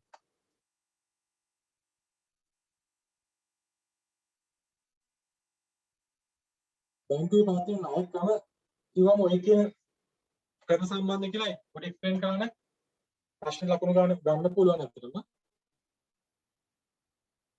නීති ලිපිකරනක තිබිය යුතු ලිපි ලේඛන මේ ප්‍රශ්න නම් අහලා නැහැ කවදාවත්. ඒක මේ ප්‍රශ්නේ අහලත් නැහැ තක්සේරු වාර්තාවක අඩංගුවේ කරුණු කියන එක 2006 අහලා තිබ්බා. 2006 නේ 2007 අහලා තිබ්බා. ඊට පස්සේ අහලා තිබ්බේ නැහැ. සාමාන්‍යයෙන් අපි ඉලක්ක කරාගත් legal file එක valuation එක සහ inspection වලට කියලා කොටස් හතරකට කඩා ගන්නවා loan file එක. එතෙන්දී අපි සාමාන්‍යයෙන් නීති ලිපි කරනවා. ඒ කියන්නේ අපි lead file එක මේක තමයි අපි security එක. මේක අපි හරියට තියා ගන්න ඕනේ. මේ file එක ඇතුළත් වෙන්න පුළුවන්නේ සියලුම documents අපි සාමාන්‍යයෙන් දාන්නේ නැහැ එකට. අපේ application එක බොහෝ වෙලාවට branches දාන්න නැතුවත් ඇති. හැබැයි අනිවාර්යෙන් application එකක් එක ඇතුළේ තියෙනවා.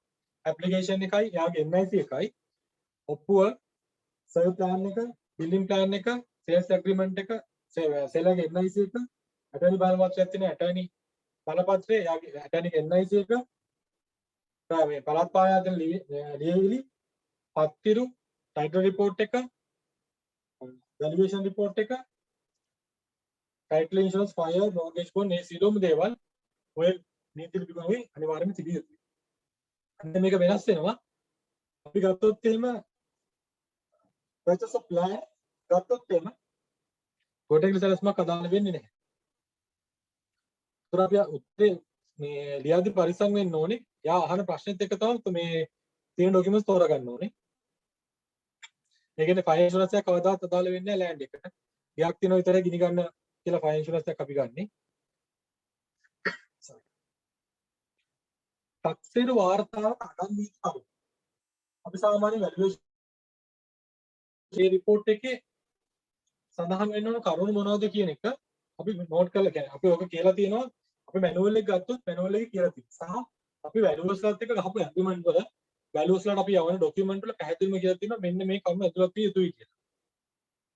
මේක මම ෂෝට් කරලා මේ අරන් තියෙන්නේ. ඊට කරුණු ඕන අපිට වැඩි කරලා පෙන්නන්න පුළුවන්. කියන්නේ කරුණු 15 වුණත් මේක කරලා පෙන්නන්න පුළුවන් අපිට.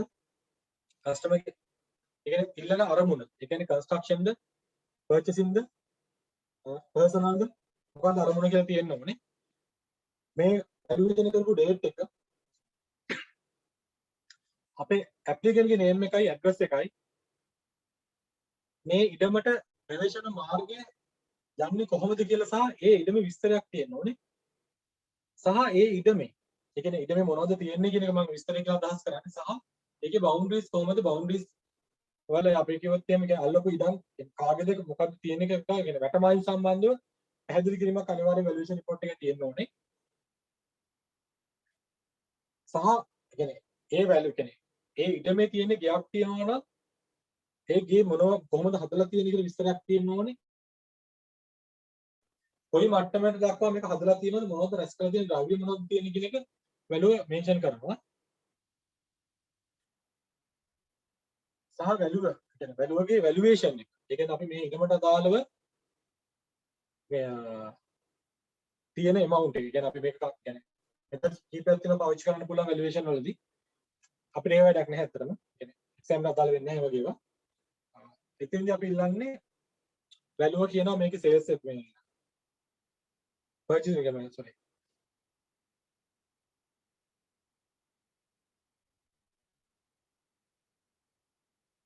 මාකට් වැලියු එක කීයද? හෝල්සේල් වැලියු එක කීයද? මේක ඉන්ෂුරන්ස් එකේ ඉන්ෂුරන්ස් වැලියු එක කීයද කියන එක මෙන්ෂන් කරලා දෙන්න. සහ මේකේ වැදගත්ම කැලල තමයි ටක්සේරු කරුගේ සහතික.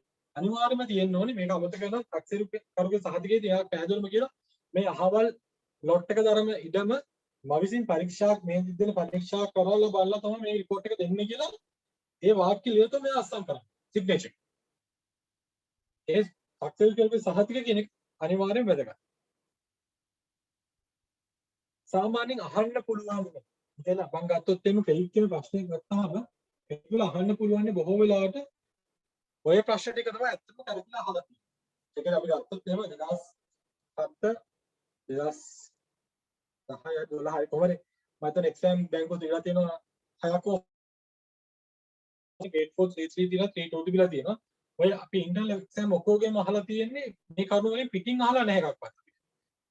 ඒ ක්‍රෙඩිට් සම්බන්ධයෙන් කතා කරද්දී ඒත් එක්කම අපි රිකවරි සම්බන්ධයෙන් කතා කරද්දී ඇත්තටම අහන්න පුළුවන් يعني මේ ප්‍රශ්න අනිවාර්යයෙන්ම يعني මෙතනින් පිට අහන්න නැහැ බොහෝ වෙලාවට රිකවරි වලදී නා.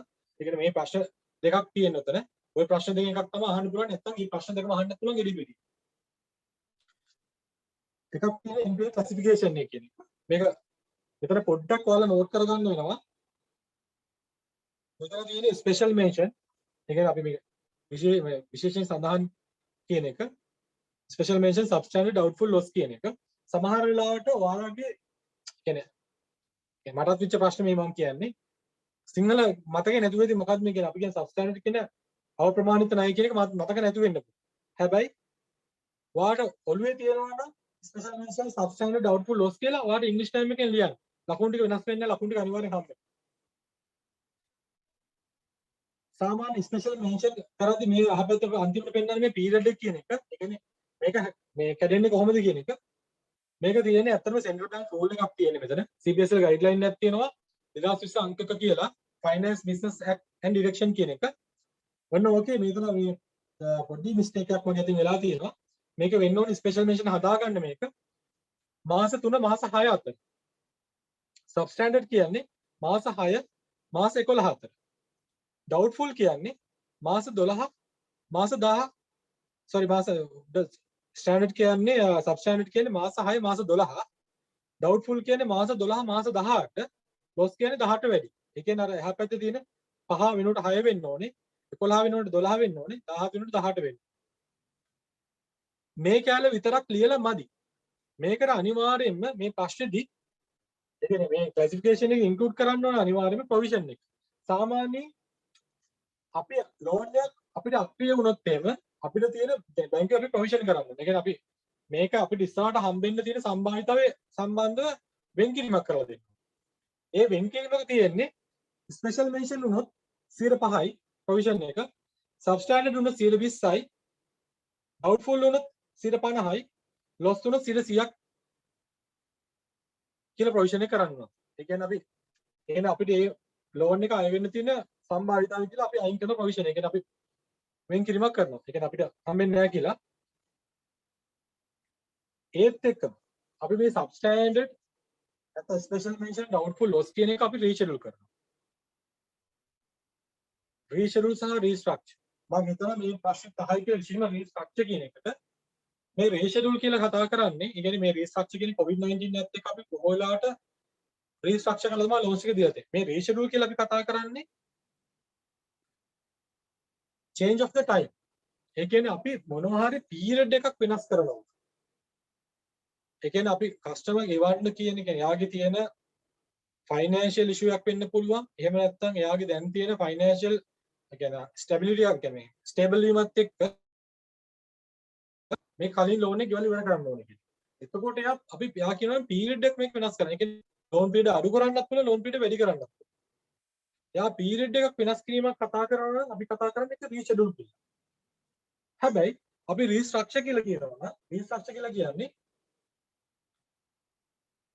කස්ටමර්ට ඒ කියන්නේ අපි කොවිඩ් නිසා අපිට ඉබනේ කස්ටමර්ස්ලට ඒක බේස් කරලා ඒ කියන්නේ ෆයිනෑන්ෂල් ප්‍රෝග්‍රෑම් එකක් එක්ක ඒක බේස් කරලා අපි ඒ කස්ටමර්ට අලුතෙන් ලෝන් එකක් ක්‍රියේට් කරලා දෙනවා. ඒ කියන්නේ අපි ගත්තොත් එහෙම ඇරියස් එක සම්බන්ධයෙන් වෙන ලෝන් එකක් ක්‍රියේට් කරනවා. එහෙමත් නැත්නම් එයාගේ පීරියඩ් එක එක්ස්ටෙන්ඩ් කරලා දෙනවා. අපි ඒ වගේ ගත්තොත් ඒ ෆයිනෑන්ෂල් ක්‍රයිසිස් එකත් ගත්තොත් අපි රීස්ට්‍රක්චර් කියලා තමයි යන්නේ. මෙතෙන්දී අපි කතා කරන්නේ බෝලාට වෙනත් account එකක් ක්‍රියේට් කිරීම තමයි මේ කතා කරන්නේ මේ රීස්ට්‍රක්චර් කියලා කතා කරන්නේ. අපි සාමාන්‍යයෙන් NPL ගියාට පස්සේ මේක බැංකුවේ නැහැ. බැංකුවේ නැත්තේ අපි සිස්ටම් වල තියෙන ගැටලුවක් නිසා විතරයි මේක ප්‍රශ්නේ තියෙන්නේ අපිට. ඒක නැත්තම් සෙන්ට්‍රල් බැංක් රූල් එක අනුව NPL ගිය ලෝන් එකක් NPL එකකින් අපි විෂුවල් කරපු ගමන්ම අපේ බ්‍රාන්ච් වල ඔළුවේ තියෙනවා මේක ටක් ගාලා මාරු වෙනවා කියලා සිස්ටම් එක අතර මාරු වෙනවා. තියෙන සිස්ටම් එක. හැබැයි සෙන්ට්‍රල් බැංක් රූල් එක තියෙන්නේ සාමාන්‍ය ස්පෙෂල් මෙන්ෂන් ලෝන් එකක් අපි හැදුවොත් එහෙම රීෂෙඩියුල් කරොත් එහෙම ඒ කස්ටමර් පළවෙනි වාරිකේ ගෙවුව දවසේ ඉඳන් මාස 3ක් ගියාට පස්සේ තමයි මේක performing වලට පත් වෙන්නේ. සබ්ස්ටෑන්ඩඩ් එක නෝට් කරගන්න. ස්පෙෂල් මෙන්ෂන් ගියොත් එහෙම මාස 3ක් වෙන්න ඕනේ. සබ්ස්ටෑන්ඩඩ් ඩවුට්ෆුල් කියන කැටගරි දෙක ගත්තොත් එහෙම අනිවාර්යයෙන්ම කස්ටමර් පේමන්ට් කරපු ඩේට් ඉඳන් මාස 6ක්. ඒ කියන්නේ මාස 6ක් මේක හරියට ගෙවාගෙන යන්න ඕනේ. එතකොට තමයි මේක ඇත්තටම NPL එකේ මාරු කරන්න පුළුවන්. ලොස් කියන කැටගරි ගත්තොත් එහෙම මාස 12ක් යන්න ඕනේ. හරි නිවැරදි පේමන්ට්ස් මාස 12ක් කරාට පස්සෙම මේ කැටගරි එක ඇත්තටම මාරු කරන්න performing එක කැටගරි මාරු කරන්න පුළුවන්. ඔන්න ඔය කරුණ අනිවාර්යයෙන්ම NPL classification එකේදී අදාළ වෙනවා. මේ NPL classification එක මම මේ කතා කරන්නේ period එකත් එක්ක තමයි මේ classification එක කරලා තියෙන්නේ. ඒක අපි සාමාන්‍ය මේ period එකත් එක්ක classification එක කරපුවාම මේක අපි කතා කරලා තියෙන්නේ බැංකුවේ යන්නේ monthly basis. ඒ කියන්නේ මාසික වාරික ගෙවන්න ඕනේ. quarterly basis අපි මේක හදන්න පුළුවන්. සමහර loans වල daily basis. ඒ කියන්නේ අපි කියන්නේ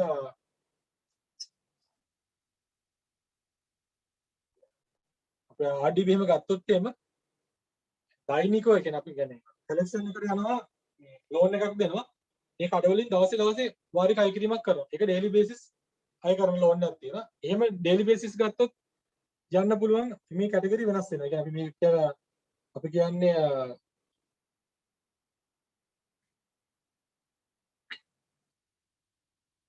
daily basis weekly basis කියන මේ මම මේ කතා කරන්නේ මේක ගැන මම ඇත්තටම කතා කරේ නෑ වැඩි බලක් වශයෙන් විතරයි මේ කතා කරන්නේ. නමුත් මේ ක්‍රමයකත් ප්‍රශ්න අහන්නේ අපි ප්‍රශ්න අහන්න බලාපොරොත්තු වෙන්නේ අපිට මේ වගේ repayment pattern නැති නිසා monthly basis bullet වලින් තමයි සාමාන්‍යයෙන් NPL classification එක කරන්නේ. ඒ classification එක අදාළව ඔය NPL එකට අදාළව අපි යන period එක daily basis ගත්තොත් මාස 3යි 6යි කියන කතාව නෙවෙයි තියෙන්නේ. දවස් 7යි කියලා කතාවක් තියෙන්නේ. ඒ කියන්නේ දවස් 7ක් ගියොත් loan එක arrears කියලා පෙන්වන්න ඕනේ කියන එක. NPL යවන්න ඕන කතාවක් තියෙන්නේ. මේක දැනගැනීම සඳහා පමණක් මම කිව්ව දෙයක්. NPL classification එකේදී අදාළව අනිවාර්යයෙන්ම ඔය කරුණු ටික ඔයා දැනගත්තොත් ඔයාට යම් කිසි ලකුණු ප්‍රමාණයක් අනිවාර්යයෙන්ම ස්කෝර් කරන්න පුළුවන්. ඒ කියන්නේ මම කියන්නේ 20 ගන්න පුළුවන් කියන එක නෙමෙයි මම කියන්නේ. ඔයාලා ලකුණු 15ක් 16ක්වත් ගන්න පුළුවන් කියන එක මම කියන්නේ. ඊට පස්සේ අනිවාර්යයෙන්ම අපිට තියෙන වැදගත්ම මේ පාඩම කියන්නේ රිකවරිස් කියන පොයින්ට් එකක් තමයි ආයකර ගැනීම. ණය ආයකර ගැනීම ක්‍රියාවලිය. මේක මතක තියාගන්න ලේසි. ඒ කියන්නේ අපි මෙතන අපි කතා කරනවා ණය ආයකර ගැනීම සම්බන්ධව කතා කරද්දී එකක් අපි කතා කරන සමත මණ්ඩල. ඒ කියන්නේ ලක්ෂ 5ට අඩු ලෝන් එකක් වුණොත් අපි කොහොමද රිකවරි කරන්නේ? මේ මෙයාලගේ අහන ප්‍රශ්න තුනයි මෙතන තියෙන්නේ. දෙවෙනි එක අහන්නේ ලක්ෂ 50ට අඩු ලෝන් එකක් වුණොත් කොහොමද රිකවරි කරන්නේ? ඊගාවට කතා කරන්නේ ලක්ෂ 50ට වැඩි ලෝන් එකක් වුණොත් අපි රිකවරි කරන්නේ කොහොමද? මේ රිකවරි අවස්ථා තුනේම මූලික කර්ම 6 කොහොමද එකයි. එතකොට අපි ඔළුවේ තියාගන්න ඕන අනිවාර්යයෙන්ම ප්‍රශ්නේ මොන ප්‍රශ්නවත් ඔය කරුණු 6 අපි අනිවාර්යයෙන්ම ලියන්න තියෙනවා. අපි සාමාන්‍ය ඉස්සරහම මෙතන මම මේ දාලා තියෙනවා එයා ඩියුනාල් පස්සේ ඉතින් ඩේස් ගන්න දාතු. හැබැයි මම කවදාවත් මමත් ලියලා නැහැ. මම පහක් ලියලා තියෙන තුලේ ඒකෙදුත් මම මේ ඩේස් ගන්න කවදාවත් ලියලා නැහැ. හේතුව මට මේක කරපාඩම් වෙන්නේ නැති හින්දා. මේක මතක හිටින්නේ නැහැ මගේ. හැබැයි මේක නැහැ කියලා ඒ කියන්නේ මේක තිබ්බොත් ලකුණක් දෙකක් වැඩි වෙනවා. මතක තියාගන්න පුළුවන් නම් එහෙම නැත්නම් මේක නෑ කියලා ගැටලුවක් නෑ. ඔයා මේක ස්ටෙප්ස් ටික හරියට ලියා ගන්න පුළුවන් නම් ඔයාලට ලකුණු ස්කෝර් කරන්න පුළුවන්. අපි අනිවාර්යයෙන්ම ඉස්සරම කෝල් කරන්න ඕනේ දන්දුල කරුට. එහෙම නැත්නම් ඊමේල් එකකින් ඉන්ෆෝම් කරනවා ලෝන් එක ඇඩ්‍රස් කියන එක. ඊට පස්සේ අපි කරන්නේ ලිඛිතව වාරික ගෙවන්න කියන එක අපි ලියුමක් යවන එක. අපි ලියුමක් දානවා කියන එක. ඊට පස්සේ ෆස්ට් රිමයින්ඩ් එක. ඒක ලිඛිතව ණය වාරික මේ ගෙවන්න කියලා ලියුම යවන්නේ අනිවාර්යයෙන්ම ලෝන් එක ඩියු වෙලා දවස් 21කින් යවන්න තියෙන්නේ.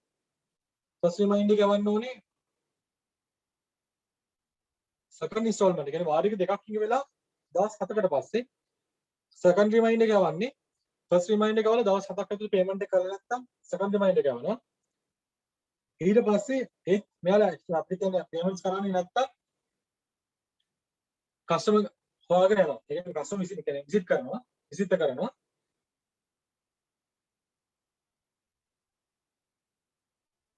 ඊට පස්සේ අනිවාර්යයෙන්ම රේට් නෝට්. ඒ කියන්නේ මාස 3ක් ලෝන් එක ගෙවලා නැත්නම් මාස 3ක් ගෙවලා නැත්නම් මේ මාස 3 ගෙවපු නැත්නම් දවස් 14ක් ගියාට පස්සේ අපිට පුළුවන් රෙඩ් නෝටිස් එකක් යවන්න.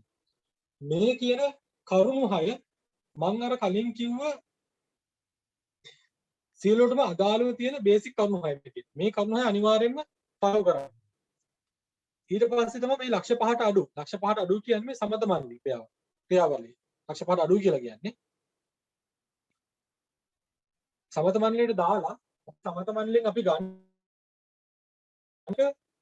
කස්ටමර් ගෙවන්න ඇග්‍රී කරගන්න. ඒ කියන්නේ වාරික අඩුවෙන් වෙන්න පුළුවන්. එහෙම නැත්නම් මේ අපිට පීරියඩ් එක දීලා මේක ඇග්‍රී කරගන්නවා මේ පේමන්ට් එක කරන්නේ. එහෙම වුණොත් මේ කේස් එක රිකවරි කේස් එක අපි අතාරින්න පුළුවන්. මේ කස්ටමර් ගෙවනවා කියන කේස් එකේ ඉඳලා. හැබැයි කස්ටමර් එතෙන් ඇග්‍රී වෙන්නේ නැත්නම් අපි ගන්නවා සමත නොවීමේ ලියවිල්ලක් කියලා අපි ගන්නවා සමත මන්ලියෙන් ගන්නවා ලෙටර් එක. අපි ඒක බේස් කරලා තමයි ලීගල් ඇක්ෂන් යන්නේ. ලීගල් ඇක්ෂන් යවන්න කලින් අපි අනිවාර්යයෙන් මෙතර වාසියක් යවන්න ඕනේ. මෙතර වාසිය යවුවට පස්සේ ඇක්ෂන් එකක් නැත්නම් අපි අනිවාර්යයෙන්ම අර මම කලින් කිව්ව සමත නොවීමේ ලියවිල්ල බේස් කරලා කෝට් එකට දානවා. ඒ කියන්නේ ලීගල් ඇක්ෂන් වලට යනවා. ඊට පස්සේ ලක්ෂ 50ට අඩු. ලක්ෂ 50ට අඩු වුණොත් එහෙම අපිට සමත මණ්ඩල කතාව එන්නේ නැහැ. ඒතකොට කෙලින්ම අපිට එන්නේ එන්තර වාසියයි. එන්තර වාසියෙන් පස්සේ ලීගල් ඇක්ෂන් යනවා කියන එක. ලක්ෂ 50ට වැඩි. ලක්ෂ 50ට වැඩි කියන පරාට බලය. ඒ කියන්නේ බැංකුවල තියෙන විශේෂ බලයක්. ඒ කියන්නේ මේක 2011 මගේ මතකේ තියෙනවා. 60 කීයද මතක නැහැ. අපි ඉස්සර තිබ්බේ බැංකුවේ රුපියලක් දුන්නත් කස්ටමර් ගෙව්වේ නැත්නම් අපිට පරාට බලය තිබ්බේ. ඒ කියන්නේ මේ කස්ටමර් ගෙවන්නේ නැත්නම් අපිට මේක පවරා ගැනීමේ හැකියාව තියෙනවා. ඒ කියන්නේ අපිට බැංකුවේ අධ්‍යක්ෂ මණ්ඩල මේ ලියවිල්ලකින් එක බැංකුවට පවර ගන්න හරි එහෙම නැත්නම් මේක ඔප්ෂන් කරන්න බෑ. ඔප්ෂන් කරන්න. අපි ඔප්ෂන් කරනවා ඔප්ෂන් එකේ කවුරුත් අපි කියන මිලට ගත්තේ නැතුනොත් තමයි බැංකුව පවර ගන්න නොමිනල් වැලියු එකට. මේක තමයි පරාට බලය කියලා අපි කතා කරන්නේ. ලක්ෂ 50ට වැඩි වුණොත් එහෙම අපි එන්තර වාසිය යවනවා වෙන්දේසි ක්‍රියාමාර්ග ගන්න. මේ වෙන්දේසි ක්‍රියාමාර්ග ගන්නදී කියන්නේ අපි සාමාන්‍යයෙන් ඔප්ෂන් කරන්න යනවා නම් අපි ඔප්ෂන් කරන්න කලින් මේක ඇත්තට බ්‍රාන්ච් වල අහුවෙන්නේ නැති දෙයක්. කියන්නේ මගේ මතක නැහැ බ්‍රාන්ච් එක මේ ලෝන් එක ඔප්ෂන් කළා කියලා. බ්‍රාන්ච් වල ලෝන් ඔප්ෂන් කරන්න ක්‍රෙඩිට් ඩිවිෂන් එක. ඒ කියන්නේ ක්‍රෙඩිට් එක රිකවරි පැත්තෙන් තමයි ඔප්ෂන් කරන්නේ. එතකොට මේක බොහෝ වෙලාවට මේක ෆැමිලියේ තියෙන්නේ සබ්ජෙක්ට් එක ෆැමිලියේ තියෙන්නේ මේ රිකවරින් ටීම් එකට විතරයි. හැබැයි මේක අහන්න පුළුවන් ප්‍රශ්නේ. ඒ කියන්නේ මම කියලා ලක්ෂ 50 කතාවක් එක්කම මේක අහන්න පුළුවන් ලක්ෂ 50ට වැඩි කතාවක් කියලා. එහෙම නැත්නම් අහන්න පුළුවන් වෙන්දේසි ක්‍රියාමාර්ග කොහොමද බැංකුව ගන්නෙ කියන එක අහන්න පුළුවන්. එහෙම වුණොත් අපි ඉස්සරෝම සාමාන්‍යයෙන් කරන්නේ ඔය දේපලට අදාළව ටයිටල් ක්ලියරන්ස් එකක් නැවසරක් ගන්නවා. ඒ කියන්නේ අපි සාමාන්‍යයෙන් හිමිකම් වාර්තාව පරීක්ෂා කරලා අපිට ලෝන් එක දෙන්නේ මේ ටයිටල් ඕකේ නම් විතරයිනේ දෙන්නේ. මෙහෙන්දි බලන්නේ මේ ටයිටල් එක දැන් ඕකේද නැද්ද කියලා කලින්ම චෙක් කරගන්න. ඒ කියන්නේ ඊට පස්සේ මොනවා හරි ට්‍රාන්සැක්ෂන් වෙලා තියෙනවද නැත්නම් මේකේ මොනවා හරි කස්ටමර් හරි යම් දෙයක් මේක විකුණන හරි මොනවද කරලා තියෙනවද කියලා බලන්න තමයි කලින් ඩිසිෂන් එක ගන්න යන්නේ. ටයිටල් චෙක් කරලා ටයිටල් චෙක් කරලා පස්සේ බෝඩ් රෙසලූෂන් එකක් හදනවා. එතන බෝඩ් රෙසලූෂන්ස් යනවා අවස්ථා තුනක්. ඒ කියන්නේ අධ්‍යක්ෂක මණ්ඩල වාර්තා යනවා. හේතුව අධ්‍යක්ෂ මණ්ඩල මේ කලින් වාර්තාව යන්නේ අපිට ඔප්ෂන් කෙනෙක් සිලෙක්ට් කරන්න. ඒ කියන්නේ අපිට ඕන විදිහට අපේ රෙජිස්ටර් වෙච්ච වෙන්දේසි කරුවරු ඉන්නවා. ඒ ෂොප්මන් සමරසිංහ වෙන්න පුළුවන්. නැත්නම් වෙන පාර්ශ්වයක් වෙන්න පුළුවන්. ඒක තීරණය කරන්න නම් එතකොට අපි අනිවාර්යයෙන්ම යාළුවගෙන් කොටේෂන් කෝල් කරගන්නවා සාමාන්‍ය ඔයාලගේ පේමන්ට්ස් කොහොමද යන්නේ කියන එක. මේ පේමන්ට්ස් බලලා තමයි දාන්නේ පේපර් එක හදලා දාන්නේ බෝඩ් එකට. සිලෙක්ට් කරගන්න.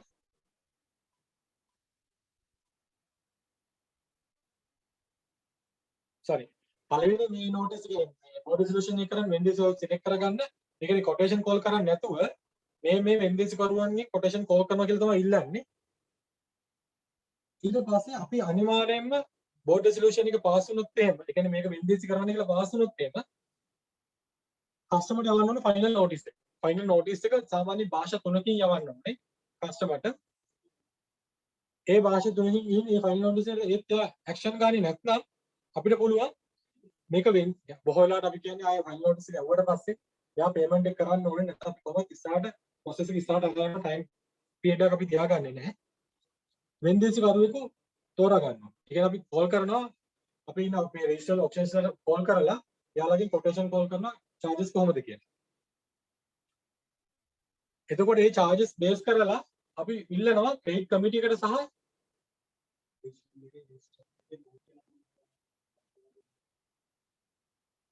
දෙන්න. රීස්ට්‍රක්චර් සහ රේෂියබිලිටි නෝට් එක මම දෙන්නම්. අන්තිමට මම මේ ඉවරලා මම මේ කතා කරන්න දෙන්නම්.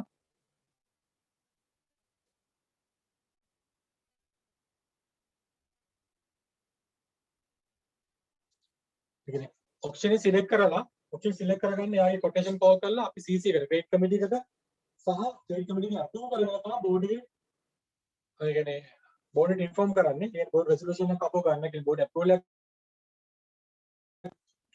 ඒ බෝඩ් අප්‍රූවල් එක ආවට පස්සේ අනිවාර්යයෙන්ම භාෂා 3කින් අතර 3කින් ඒ කියන්නේ තමිල් සිංහල සහ ඉංග්‍රීසි වලින් ලැන්ග්වේජස් 3කින් මේ ඊටම වෙන්දේසි කරනවා කියලා නෝටිස් කරන්න ඕනේ.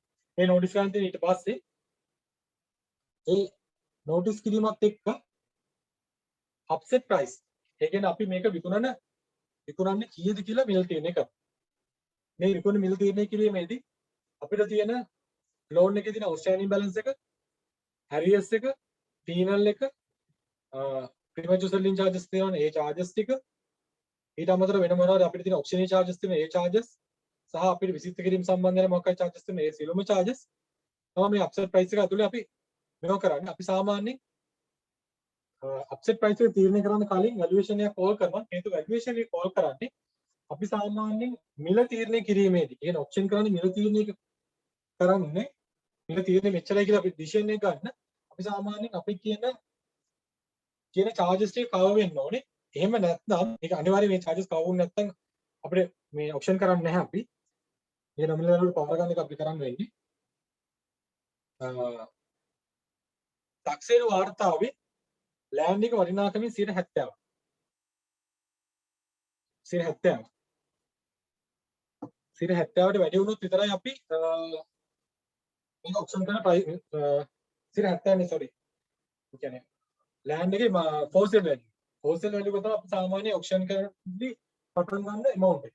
ඒ කියන්නේ තාක්ෂේරු වාර්තාවේ දෙනවා නම් ෆෝසෙල් එක මිලියන 10යි කියලා අපි ඔප්ෂන් කරන්නේ අනිවාර්යයෙන් මිලියන 10යි. ඒ මිලියන 10යි අපිට අනිවාර්යයෙන් කවර් වෙන්න ඕනේ. අපි කියන අපි කතා කරපු charges ටික කවර් වෙන්න. කොහොලඩේ කවර් වෙනවා. එහෙමත් කලාතුරකින් තමයි අපි කවර් නොවන අවස්ථා තියෙන්නේ. ඒක වෙන්න පුළුවන්නේ අතන බ්‍රාන්ච් එකක් අපි කියන ලෝන් හදලා දෙනවා කියලා කියනවනේ සමහරලාට එහෙම ගැටලු තියෙනවා ඇත්තටම. ලෝන් හදලා දෙනවා කියන්නේ කස්ටමර් කෙනෙක්ට ලෝන් එකක් දෙන්න ඕන නම් අපි ක්‍රෙඩිට් ඔෆිසර් වැලුවත් එක කතා කරලා වැලුවේෂන් එක හදනවා. වැලුවේෂන් එක හදලා හිතන්න ඇත්තටම මාකට් එක වටින්නේ ලක්ෂ 100යි. අපේ කස්ටමර් ලක්ෂ 100ම ලෝන් එක ඉල්ලනවා. ක්‍රෙඩිට් ඔෆිසර් කරන්නේ වැලුවත් එක්ක කතා කරලා මේක කරන්නේ නැහැ කියලා නෙවෙයි මේක කරනවා හොඳේ.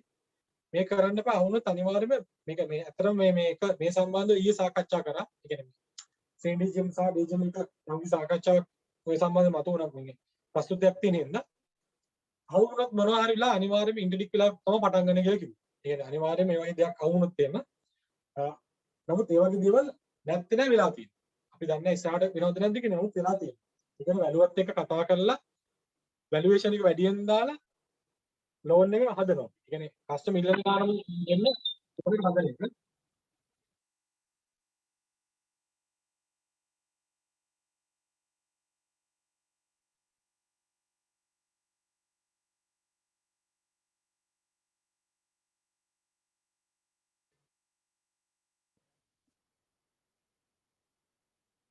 හරි. එතකොට මේකේ අපි ආවේ අධ්‍යක්ෂ මණ්ඩල වාර්තාවක් යවන්න ඕනේ. අධ්‍යක්ෂ මණ්ඩල වාර්තාවක් ගන්නේ මේ ඔප්ෂන් කරන මිල කීයද කියන එක සහ ඔප්ෂන් කරන ඩේට් එක කවද්ද කියලා. සහ ඊට පස්සේ ඔප්ෂන් කරන එක කරන්නේ. මේක තමයි සාමාන්‍ය කියන්නේ මම ඇසියුම් කරන්නේ. ඒ කියන්නේ මේක එක එක පුද්ගලයා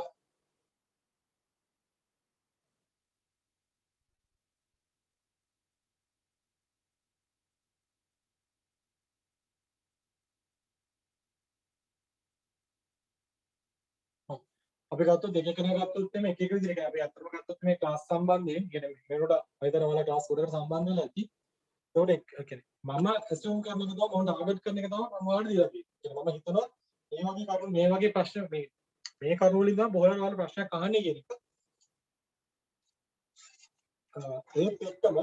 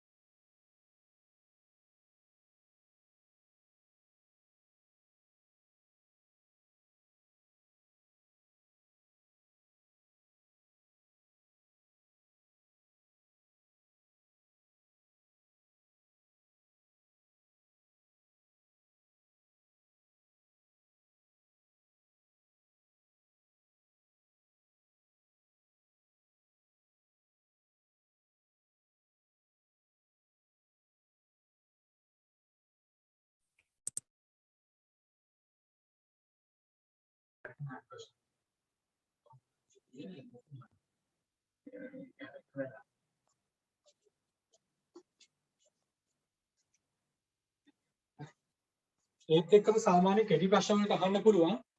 අහලා තියෙනවා කෙටි ප්‍රශ්න අහද්දී පර්චේස් ගන්න. ඒ කියන්නේ අපිට ගන්න පුළුවන් අවම පර්චේස් ගන්න පර්චේස් 6යි. මේක 6යි කිව්වට මේක ඇත්තට වියදලක තියෙනවා. මේ සාමාන්‍ය ලෝන් එකක් සම්බන්ධව හදන්නේ ඒ කියන්නේ මැනේජ්මන්ට් එක තමයි මේ සර්කියුලර්ස් හදන්නේ. එතකොට මේ මැනේජ්මන්ට් එකට පුළුවන් මේ සර්කියුලර්ස් වල තියෙනවා වෙනස් කරන්න. ඒ කියන්නේ බලය තියෙනවා ඩීජ්මන් above කියන හය ඔතොරිටියට බලය තියෙනවා. අපි අවමේ පර්චේස් 6 කියලා සාමාන්‍යයෙන් කතා කරා. හැබැයි මේ පර්චේස් 6 වුණාට 6ට වැඩි ගාණක් අපිට 6ට අඩු ගාණක් මෝගේජ් කරන්න පුළුවන්. ඒ කියන්නේ අපි ගත්තොත් 4.5 පැය අප්‍රූවල් එකක් අරගෙන මෝගේජ් කරලා දීලා තියෙනවා. හැබැයි ප්‍රශ්නයක් ඇහුවොත් අපි අවමේ තියෙන පර්චේස් 6 කියලා මෙන්ෂන් කරන්න තියෙන්නේ. උපරිමය. හැබැයි මේක අදාළ වෙන්නේ මතක තියාගන්න මේ ප්‍රොපර්ටි මෝගේජ් ඒ කියන්නේ අපි කියන හවුසින් ලෝන් වලට විතරයි. පර්සනල් ලෝන් වලට මේ කතාව එන්නේ නැහැ. පර්සනල් ලෝන් වලදී මේ පර්චේස් 80 කිව්වට මේක ඇප්‍රූවල් එකකින් මේ ළඟදී මේ ක්‍රෙඩිට් කමිටු අපි දාපු සුද්දම මේ කේස් එකක් දාලා අපි ඇප්‍රූවල් එකක් ගත්ත ඇත්තටම පර්සනල් ලෝන් එක එයාලත් අවසානයේ දුන්නේ හවුසින් ලෝන් එකක් මේ ගන්නවා නම් පර්චේස් ප්‍රයිස් සභාවම පර්චේස් 80යි නගර සභාව සහ මහනගර සභාවම පර්චේස් 50ක් විතරයි වැලියු කරන්නේ හැබැයි පර්සනල් ලෝන් එකක් වුණත් ඊට වැඩි ගාණක් වුණත් මෝගේජ් කරලා ලෝන් එකක් ගියර කමක් නැහැ කියන තත්ත්වය තමයි මේ කමිටු එකේ දුන්නේ ඇප්‍රූවල් එක තියෙන්නේ හැබැයි කොමන් ඇප්‍රූවල් එකක් නෙවෙයි ගත්තේ තනි කේස් එකකට ගත්ත ඇප්‍රූවල් එකක් ප්‍රශ්නයක් ඇහුවොත් අපිට අනිවාර්යයෙන්ම කියන්න වෙන්නේ ප්‍රාස සභාවක් වුණත් අනිවාර්යෙන් පර්චේස් 80යි වැලියු කරන්නේ නගර සභාවක් වුණත් පර්චේස් 50යි වැලියු කරන්නේ. ඒක ප්‍රශ්නයක් අහලා තිබෙන්නේ.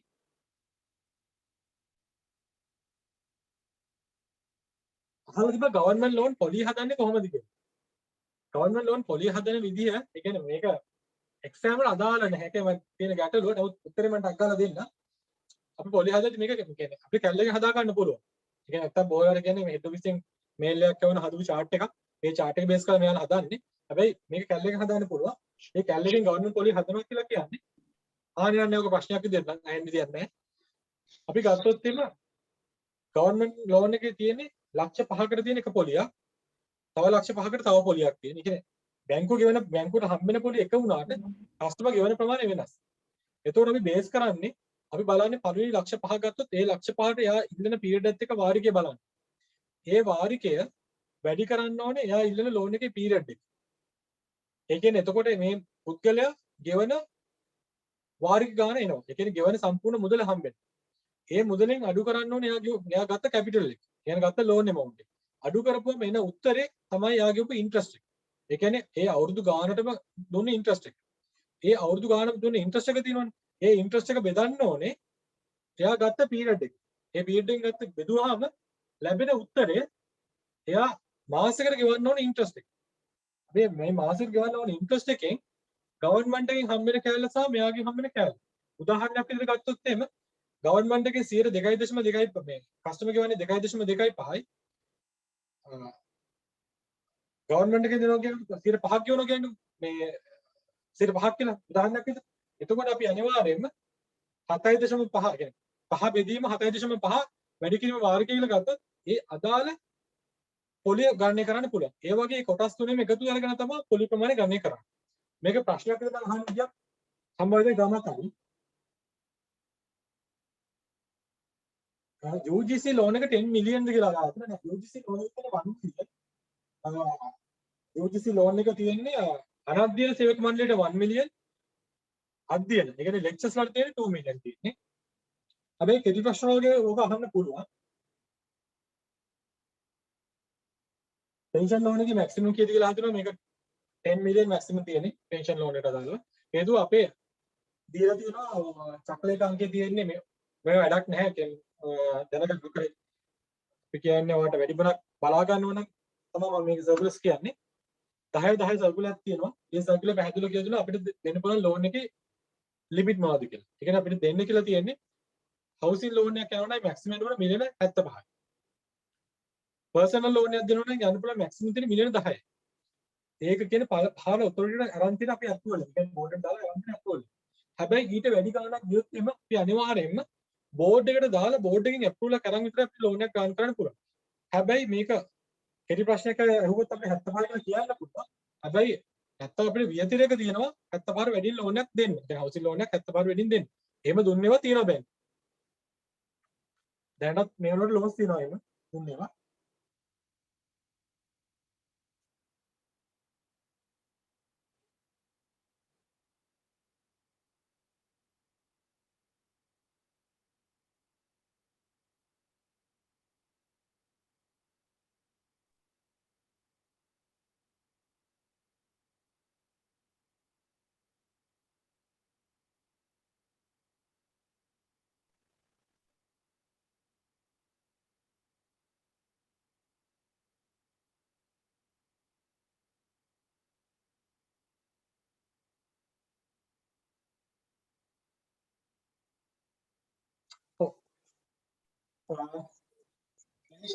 ස්ටොක්ස් එක මම නෝට් එකක් දෙනවා. ඔයාලට මොනවාරි ගැටලු තියෙනවා.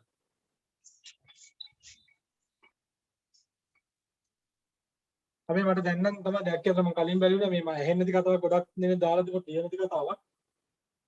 මම දන්නේ නැහැ මේක තාත් වෙන මොනවද කියලා. normal sir ඔව්. sir මේ normal HPL housing loan එකක charges ගනිද්දී අර මේ ලක්ෂ 25ට වඩා වැඩි නම් 0.5ක service charge එකක් අරගෙන ඒකෙන් අර crib charges valuation inspection cover කරන්නද ඕනේ. එහෙමද තියෙන්නේ ඒක? ඔව්. එතන තියෙන්නේ ලක්ෂ 25ට වැඩි වුණොත් housing loan එකක් හරි නැත්නම් property mortgage personal loan එකක් ගත්තා 105ක්. ඒ කියන්නේ අපි උදාහරණයක් විදිහට ගත්තොත් ලක්ෂ 50යි නම් loan amount එක 25000 කියන්නේ 105ක් sorry 0.5 කියන්නේ 25000යි 25000ක් අපි අය කරන්න ඕනේ. ඒ 25000 ඇතුලේ තමයි තියෙන්නේ valuation එක, crib එක,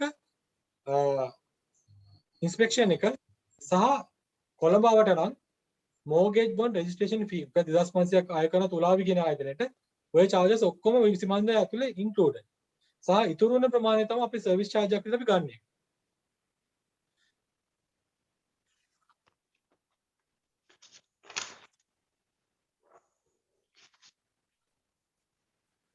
වෙන ප්‍රශ්න තියෙනවද?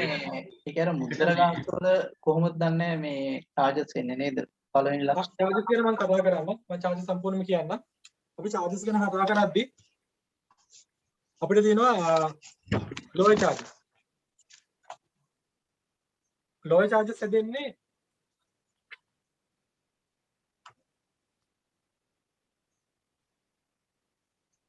උපස් ඔප්පි වටිනාකමෙන් 100%ක්. ඒ කියන්නේ mortgage අපි ගන්න loan amount එක mortgage bond එකෙන් 100%ක් අපි අය කරනවා. හැබැයි මේකේ උපරිමයේ ලක්ෂ 2යි.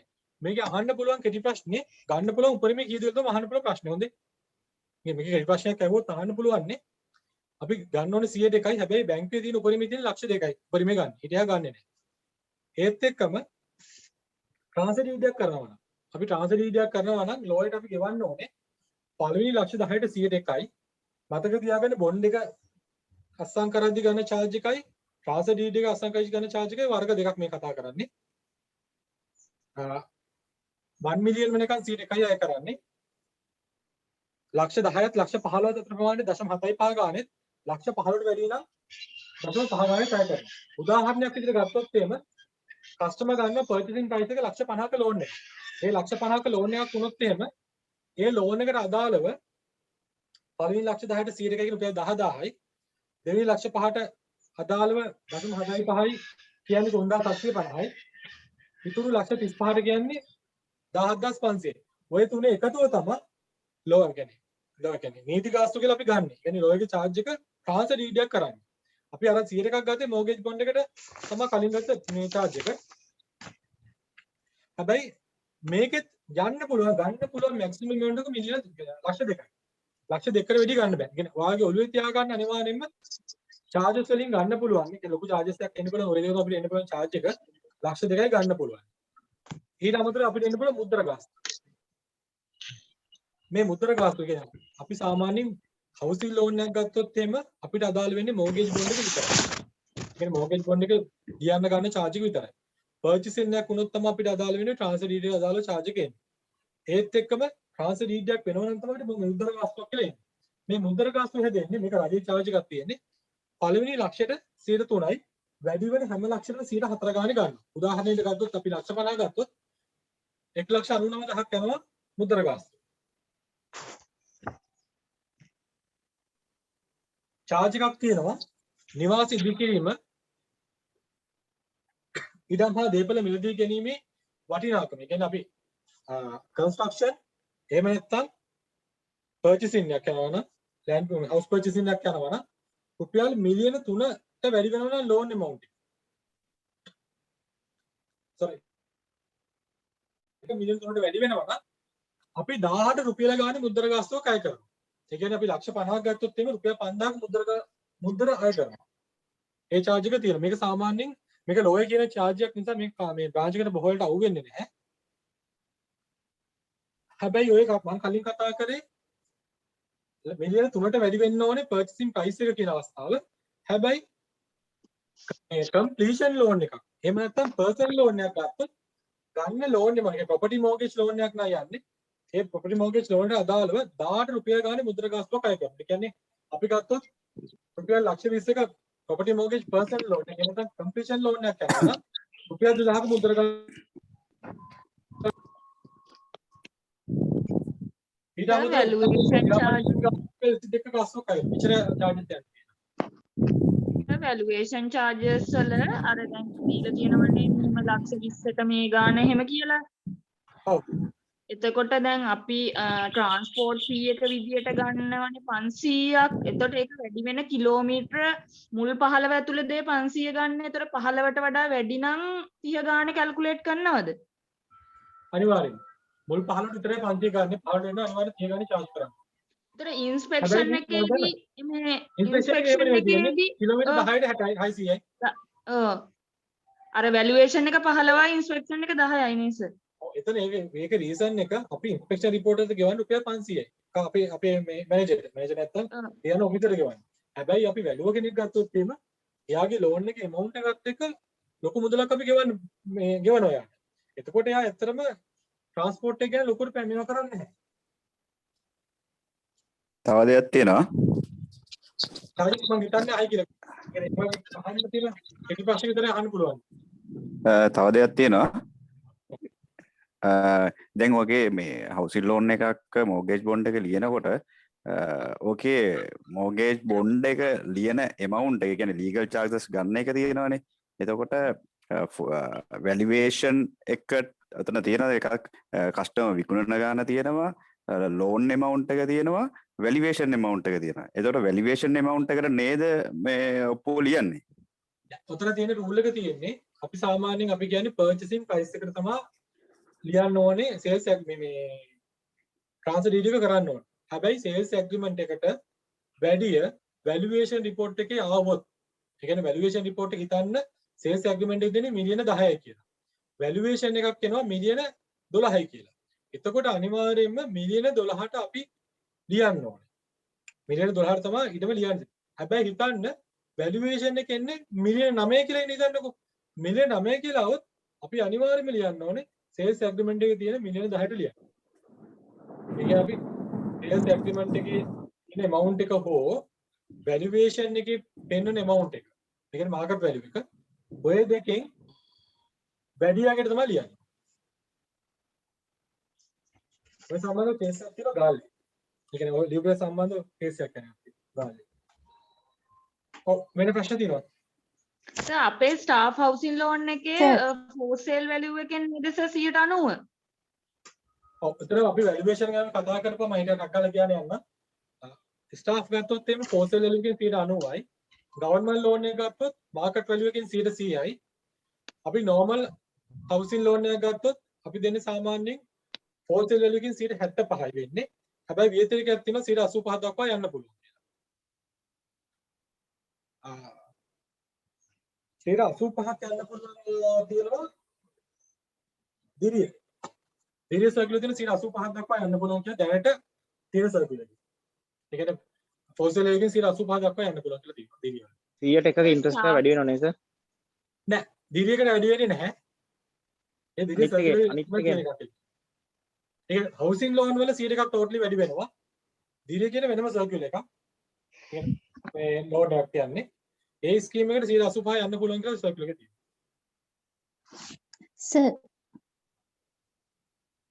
සර් අර ගවර්න්මන්ට් ලෝන් එකේදී ලක්ෂ 25ට වඩා වැඩි වෙනකොට 100.5 සර්විස් චාර්ජ් එක අය කරනවද? සාමාන්‍යයෙන් අපි රාජ්‍ය සේවක දේපල ණයදී අය කිරීමේ හැකියාව තියෙන මැක්සිමම් තියෙන 7500. ඒක චක්‍රලේඛයක්. ඒක වෙනස් කරන්න බෑ. ඒ කියන්නේ ලක්ෂ 30ක් ගත්තත් ලක්ෂ 5ක් ගත්තත් ගාසු 7500. ඊට එහා ගන්න බෑ අපිට. ඒ 7500 අමතරව අපිට ගන්න පුළුවන් නේ ට්‍රාන්ස්ෆර් ඩීඩ් එකේ ෆී එක ගන්න පුළුවන් මුදල් ගාස්තු ගන්න පුළුවන්. ඒ කියන්නේ අපිට මෝගේජ් බොන්ඩ් එකෙන් 100 එකක් ගන්න එක අපිට ගන්න බෑ අද. චක්‍රලේඛේ මේ ගවර්න්මන්ට් චක්‍රලේඛේ තියෙන විදිහට අය කිරීමක් කළ නොහැකි. ඒ කියන්නේ යන්න පුළුවන් මැක්සිමම් තියෙන 7500 තියෙන. ඒ කියන්නේ ක්‍රිබ් එක වැලියුේෂන් ඉන්ස්පෙක්ෂන් ඊට අමතරව මෝගේජ් බොන්ඩ් එක රෙජිස්ට්‍රේෂන් එක කරනවා නම් රෙජිස්ට්‍රේෂන් ෆී එක ගන්නවා නම් අමතර 2500 charge කර හැකි. කොළඹ එහෙම නැත්නම් normal routine එක ගෙන ගන්න පුළුවන්. එහෙම නැත්නම් අපිට තියෙන්නේ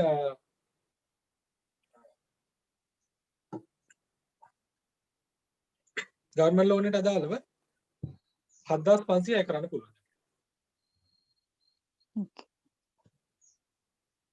සර් ණය මූලධර්ම කියන්නේ මොකද්ද සර්? ණය මූලධර්ම කියන්නේ මොකද්ද සර්? ණය මූලධර්ම. ඒකනේ ආරක්ෂාව, ද්‍රවශීලීතාවය, ආබදායීත්වය, ඒ වගේ ටිකක් නේද? නෑ මට ඔය ඉංග්‍රීසි ටර්ම් එක ලබංගොය මිස් මම එහෙම දෙයක් කරන්න ඕකට ටෙම්පරරි පාස් උත්තරේ මම ඔයාලට පබ්ලිෂ් කරලා දෙන්න මම ඉංග්‍රීසි ටර්ම් එක වල මම එයි මට එන්නේ නැහැ එක පාටම සර් ඔය කියන්නේ ටෙම්පරරි පාස් ඒ ටිකත් එක්ක නෑ නෑ අපි කියන්නේ ඉවොලුෂන් එකට ටෙම්පරරි පාස් කරන ටෙම්පරරි පයිසිස් කියන එක යන්නේ ඉවොලුෂන් එකට එන්නේ. ඒ කියන්නේ ඉවොලුෂන් කරන මූල ධර්ම කියලා ගත්තොත් අපිට ඔය කියන පහ කතාව ඕකේ.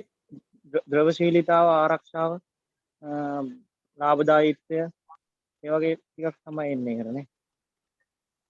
මම කන්ෆර්ම් කරන්න. මට හරියට දැන් හිතන්න මේ දෙන උත්තරේ වාට ඇෂුරන්ස් එකක් තියෙන්න ඕනේ. ප්‍රශ්නයක් අහුවොත් උත්තරේ දීපිගේ මම කියන දේ වැරදුනොත් එහෙම ලොකු ගැටලුවක් වෙනවා. නමුත් මොකට අනිවාර්යයෙන්ම අදහස් වෙන කලින් මම පබ්ලිෂ් කරලා දෙනවා. ඒකේ මම සර් චුට්ටක් අර COVID-19 වලදී අර මොරටෝරියම් දෙනවනේ. එතකොට ඒ දීපු එකෙන් බැංක් එකට තියෙන ඉෆෙක්ට්ස් මොනවා හරි එහෙම පොඩ්ඩක් කියලා දෙන්න පුළුවන්ද? ඒක හරි. ඔතෙන්දී අහන්න පුළුවන් නේ. මම ওই ප්‍රශ්නේ අනිවාර්යෙන් බලාපොරොත්තු වෙනවා. හැබැයි බලාපොරොත්තු කෙයින් කරන නෙවෙයි ප්‍රශ්න බලාපොරොත්තු වෙන්නේ. COVID-19 එකත් එක්ක මූල්‍ය වෙළඳපොළ විච්ච නැඹුරුතා කියන එක වෙන්නේ. ඒක ඒක වෙනම පුළුවන් මාකටිං පැත්තෙන් වෙන්නේ කොහොමද? අපේ තියෙන ඉන්ට්‍රස්ට් රේට් වලට සම්බන්ධ බලපෑමක් ආවේ කොහොමද? ලෝන් වල තියෙන ඊට එක කොහොමද කියන එක කරුණු ඔක්කොම සාකච්ඡා කරන්න තමයි ප්‍රශ්නයක් කියලා මම බලාපොරොත්තු වෙන්නේ. එතෙන්දී ලෝන් පැත්තෙන් ගත්තොත් එහෙම අපිට අපි ඉස්සරම ගත්තොත් එහෙම මාකටිං පැත්තට ගත්තොත් එහෙම බැංකුව ඩිජිටල් මාකටිං කියන එකට බොහෝ වෙලාවට මාරු වෙන්නේ මේ COVID-19 නැත. ඒක කියන්නේ හොඳ නැඹුරුතාවයක් කියලා තමයි යන්නේ. ඒ කියන්නේ අපි බොහෝ වෙලාවට ඩිජිටල් මාකටිං පැත්තෙන් බොහෝ වෙලාවට අපි කියන අලුතින් ඇප් හඳුන්වලා දීලා තියෙනවා. එහෙම නැත්නම් අපි ATM වල මේ ගනුදෙනු ප්‍රමාණය වැඩි කරන්න අපි උත්සාහ කරනවා. ඒ කියන්නේ නැත්නම් මේ බ්‍රාන්ච් ළඟ තියෙන බ්‍රාන්ච් එකට ගිහින් වැඩ කරගන්න කියන එක තමයි බොහෝ වෙලාවට බැංකුව try කරලා තියෙනවා. අපි මේ පැත්තට නැඹුරු වෙලා තියෙන ප්‍රමාණය වැඩි වෙලා තියෙනවා. පළවෙනි හොඳ දේ. දෙවෙනි එක කස්ටමර්ස් ලගේ සේවිංස් එක ඉම්ප්‍රූව් වෙලා තියෙනවා. කස්ටමර්ස් ලගේ සේවිංස් ඉම්ප්‍රූව් වෙන්න රීසන් එක වෙන්නේ COVID-19 එකත් එක්ක කස්ටමර්ස් ලගේ සැලරි ස්කේල් එක ඩවුන් වෙනවා. ඒ කියන්නේ සමහර කට්ටියගේ විශේෂයෙන් ප්‍රයිවට් සෙක්ටර් එකේ සැලරි කට් වෙනවා.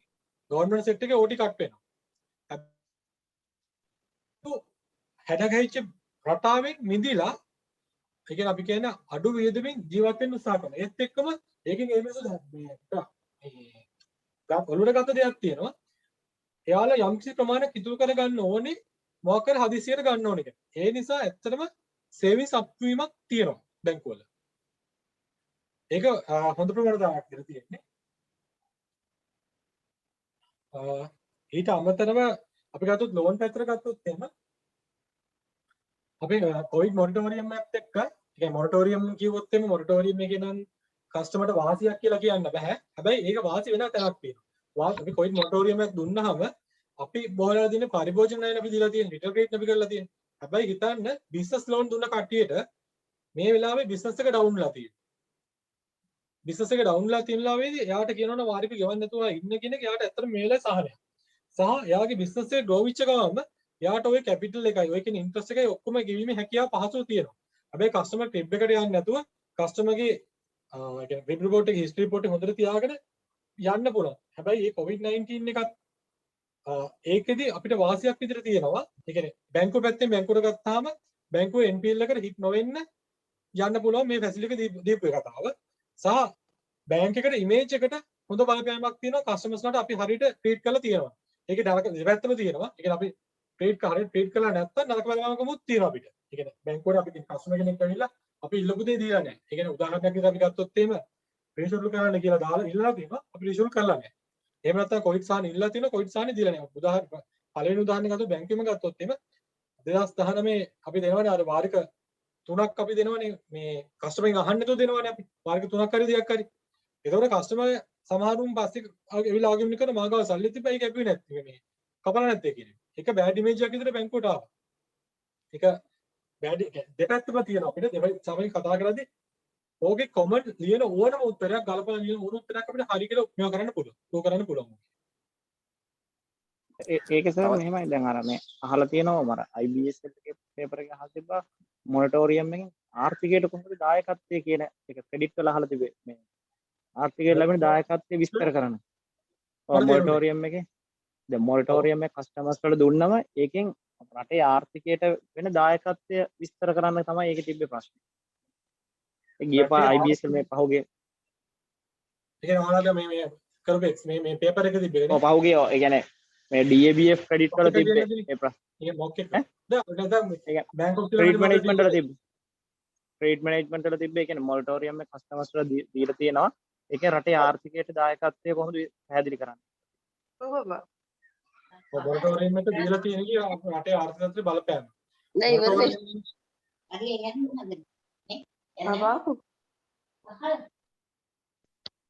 මොනිටෝරියම් එකක් දුන්නාම ආර්ථිකයට බලපෑම් කීපයක් එන්න පුළුවන්. බඩගින්නේ මං කෑවේ. මොනිටෝරියම් එක දුන්නාම කැෂ් ෆ්ලෝ එක බැංකුවලට කැෂ් ෆ්ලෝ එක නැති වෙනවා. ඒ කියන්නේ බැංකුවල ඉන්වෙස්ට්මන්ට් කරන්න තියෙන අවශ්‍ය බැංකුවල ප්‍රොෆිට් එක තියෙනවා. හැබැයි ප්‍රොෆිට් එක තිබුණාට අපිට ඉන්ෆ්ලෝ එක එන්නේ නැහැ. ඒ කියන්නේ අපි කැෂ් ෆ්ලෝ එකට අපිට කැෂ් එන්නේ නැහැ. අපිට ඒතකොට ඒක ඉන්වෙස්ට් කරන්න තියෙන අවස්ථාව අඩුයි අපිට. හැබැයි ඒක බැංකුව පැත්තෙන් අවාසියක් වුණාට බැංකුව පැත්තෙන් එක හානියක් වුණාට ආර්ථික පැත්තෙන් ගත්තාම මිනිස්සුන්ට ඒ කියන්නේ අපි කියන්නේ අර එදිනදා ජීවත් වෙලා ඉර වෙලා ඉන්න කියන්නේ රයිට් ෂෙඩියුල් එක පොඩ්ඩක් එයාලට පොඩි සහනයක් හම් වෙනවා. ඒක එකක් මෙන්ටලි වෙන්න පුළුවන්. සහ අපි මේ දීලා තියෙන මොරටෝරියම් එකේදී අපි කතා කරන්නේ මේ පර්සනල් ලෝන් මොරටෝරියම් එක ගැන විතරයි කතා කරන්නේ. හැබැයි මේක අමතරව මේක දීලා තියෙනවා අපි සෙන්ට්‍රල් බැංක් කියලා තියෙන මොරටෝරියම් එකේදී අපි නැති විශේෂයෙන්ම මේ බිස්නස් ලෝන් වලට බිස්නස් කරන කට්ටියට ඒ කියන්නේ ප්‍රොජෙක්ට් ලෝන්ස් තියෙන වලට ඒ වලට දුන්නාම ඒක ඒ කියන්නේ අපි උදාහරණයකට ගන්නකො ලෝන් එකක් අරන් තියෙනවා බිස්නස් කරන කම්පැනියක් ලෝන් එකක් අරන් තියෙනවා. ඒ කම්පැනි වෙනයි ලොස් දුවන්නේ. හැබැයි ඒ මිනිසුන්ගේ වැඩ කරන මිනිසුන්ට පඩි ගෙවන්න සල්ලි නැහැ. හැබැයි සල්ලි නැති වුනහම කිව්වා මේ කොයිද COVID-19 එක මේ සෙන්ට්‍රල් බැංක් කියනවා COVID-19 එකත් එක්ක සාහන සලසන්න කියලා. ඒ සහන එක සහනයක් තමයි තියෙන්නේ එයාලගේ working capital එක. ඒ කියන්නේ working capital එක කියන්නේ මිනිසුන්ගේ එදිනදා පඩි ගෙවා ගන්න හරිය ඔය ලෝන් එක ග්‍රාන්ට් කරන්න කියන්නේ. ඒ ලෝන් එක ග්‍රාන්ට් කිරීම තුළ අපි දකිනවා මිනිස්සු එයාලා මත ජීවත් වෙන යම්කිසි ප්‍රමාණයක්ගේ රැකියාව සුරක්ෂිතතාවය තියෙනවා. ඒත් එක්කම මිනිස්සුන්ට යම්කිසි කියන්නේ අපි කියන්නේ අර මොකද කෑමකන්ගේ අපි හොඳට කනවා කියන එක නෙවෙයි. ලුණු විශේෂයෙන් හරි කන්න පුළුවන් කියන මට්ටමට එයාලගේ ශක්තිය තියාගන්න එතන අපි මොරටෝරියම් අපිට උදව් වෙනවා. මෙතෙන්දී අපි අපේ මේ මොරටෝරියම් තියෙන්නේ මේ ක්‍රෙඩිට් මොරටෝරියම් ගැන මෙතන අපි කරන්නේ චෝටි කැලලන් අපි කරන්නේ. හැබැයි මොරටෝරියම් එක මීට ලොකු දෙයක් තියෙනවා. ඒත් එක්කම මේ රීෂෙඩියුල් වල නරක පැත්තකුත් තියෙනවා හොඳේ. නරක පැත්ත තමයි මොරටෝරියම් එක සමහර මේ පළවෙනි ගයිඩ්ලයින්ස් හරියට ඉගෙන නැතුනම මේ මොරටෝරියම් එකේ වාසිගත බිස්නස් කරන කට්ටිය. මේ බිස්නස් කරන කට්ටියට මේ NPL ගිහින් ඉනවා නම් NPL එක අදාළ පීනල් එක සම්පූර්ණ විරෝධ කරලා ගෙවන්න පැටර්න් එකක් එනවා. හැබැයි මේ පැටර්න් එක බැංකුවට වාසියක් වෙනවා. ඔය ගෙවන්නේ නැතුව හිටපු මිනිස්සු යම්කිසි ප්‍රමාණයක් බැංකුවට ගෙවනවා. බැංකුවට ගෙවන්න අරක විරෝධ කරන්න පුළුවන්. ඒ කියන්නේ පීනල් එක සම්පූර්ණ විරෝධ කරන්නේ. සමහර ලොකු ගණන් වලින් පීනල් තිබ්බලා තියෙනවා. අපේ නැති වුණාට අපිත් තියෙනවා තිබ්බා. විශේෂයෙන් ප්‍රයිවට් සෙක්ටර් නැත්නම් ගවර්න්මන්ට් අනිත් බැංකුවල තියෙනවා. ඒක ගත්තොත් බැංකුව පැත්තෙන් වාසියක් වෙනවා. අපි තියෙන ඇරියස් එක පීනල් විරෝධ කරන හැරි අපිට කවර් කිරීමේ හැකියාව තියෙනවා. අපේ NPL එකට ජම් කිසි හිට් එකක් අලුවීමක් තියෙනවා. ඉන්ඩිවිජුවලි ගත්තොත් එහෙම. හැබැයි ඒක ඉන්ඩිවිජුවලි බැංක් එකට ගත්තොත් ඒ බැංකුවේ ප්‍රොෆිට් එකත් එක්ක ඒක හිට් වෙන ආර්ථිකයට. ඒ කියන්නේ අපි සාමාන්‍ය ගලපද්දි ඒක ගලපලා ලියන්න තියෙන්නේ. ඕක තමයි අපිට කියන්න වෙන්නේ. අපේ මේ අර තියෙනවනේ ලෙන්ඩින් රේට්ස් වල එන රේට් ෂීට් එකේ තියෙනවා යට මිනිට් එකක් ෆ්ලෝ රේට් එක ගැන ඩිස්ක්‍රයිබ් කරලා කැප් රේට් එක ගැන එකයි. ඒක දැන් ෆ්ලෝ රේට් එක තියෙනවා the rate at which the loan is granted කියලා තියෙනවා. ඊට පස්සේ කැප් රේට් එක 15% කියලා දෙන්නේ. ඒක පොඩ්ඩක් එක්ස්ප්ලেইন කරන්න පුළුවන්. ඔතන කැප් ලෙවල් එක කියලා කියන්නේ අපි දැන් ෆ්ලෝටින් දෙන්නේ. අපි ෆ්ලෝටින් එක අපි හරි කවුරු හරි ෆ්ලෝටින් දෙන්න පුළුවන්. ඒ ෆ්ලෝටින් රේට් එකදී යන්න පුළුවන් උපරිමය තමා තියෙන්නේ කැප් එක කියලා කියන්නේ. ෆ්ලෝ එක කියලා කියන්නේ අපිට යන්න පුළුවන් අවමේ. අපේ තියෙන ටර්ම් ඇන්ඩ් කන්ඩිෂන් වල වැරද්දක් තියෙනවා. ඔක වේදරි සාකච්ඡා කරා. ඒද අපේ ටර්ම් ඇන්ඩ් කන්ඩිෂන්ස් තියෙන අඩු වුණොත් අඩු වුණා, වැඩි වුණොත් වැඩි වුණා කියලා කියන්නේ. හැබැයි අපි ෆ්ලෝ රේට් එක දාපු ගමන් වෙන්න පුළුවන් පල්ලෙහාම මාජින් තමයි. උදාහරණයක් ගත්තොත් එහෙම බෑන්ක්‍රප්සි ලෝන් එකේ මේ ළඟදී දාලා තියෙන මේ පෙන්ෂන් ලෝන් සර්කියුලර්ස් වල දාලා තියෙන ෆ්ලෝ රේට් එක 9% තියෙනවා. ඒ කියන්නේ යාළගේ අවමේ 9% කියලා තියෙනවා. එතන කැප් ලෙවල් එකක් දාලා තිබෙන්නේ. ඒතර ඕන තරම් උඩට වෙනස් වෙන්න පුළුවන්. අපේ සමහරවල් තිබ්බ 15 තිබ්බ දැන් නම් කැප් ලෙවල් එකක් දාලා නැහැ. කැප් එකෙන් කතා කරන්නේ යන්න පුළුවන් උපරිමය. ෆ්ලෝ එක කියන්නේ වෙන්න පුළුවන් අවමය.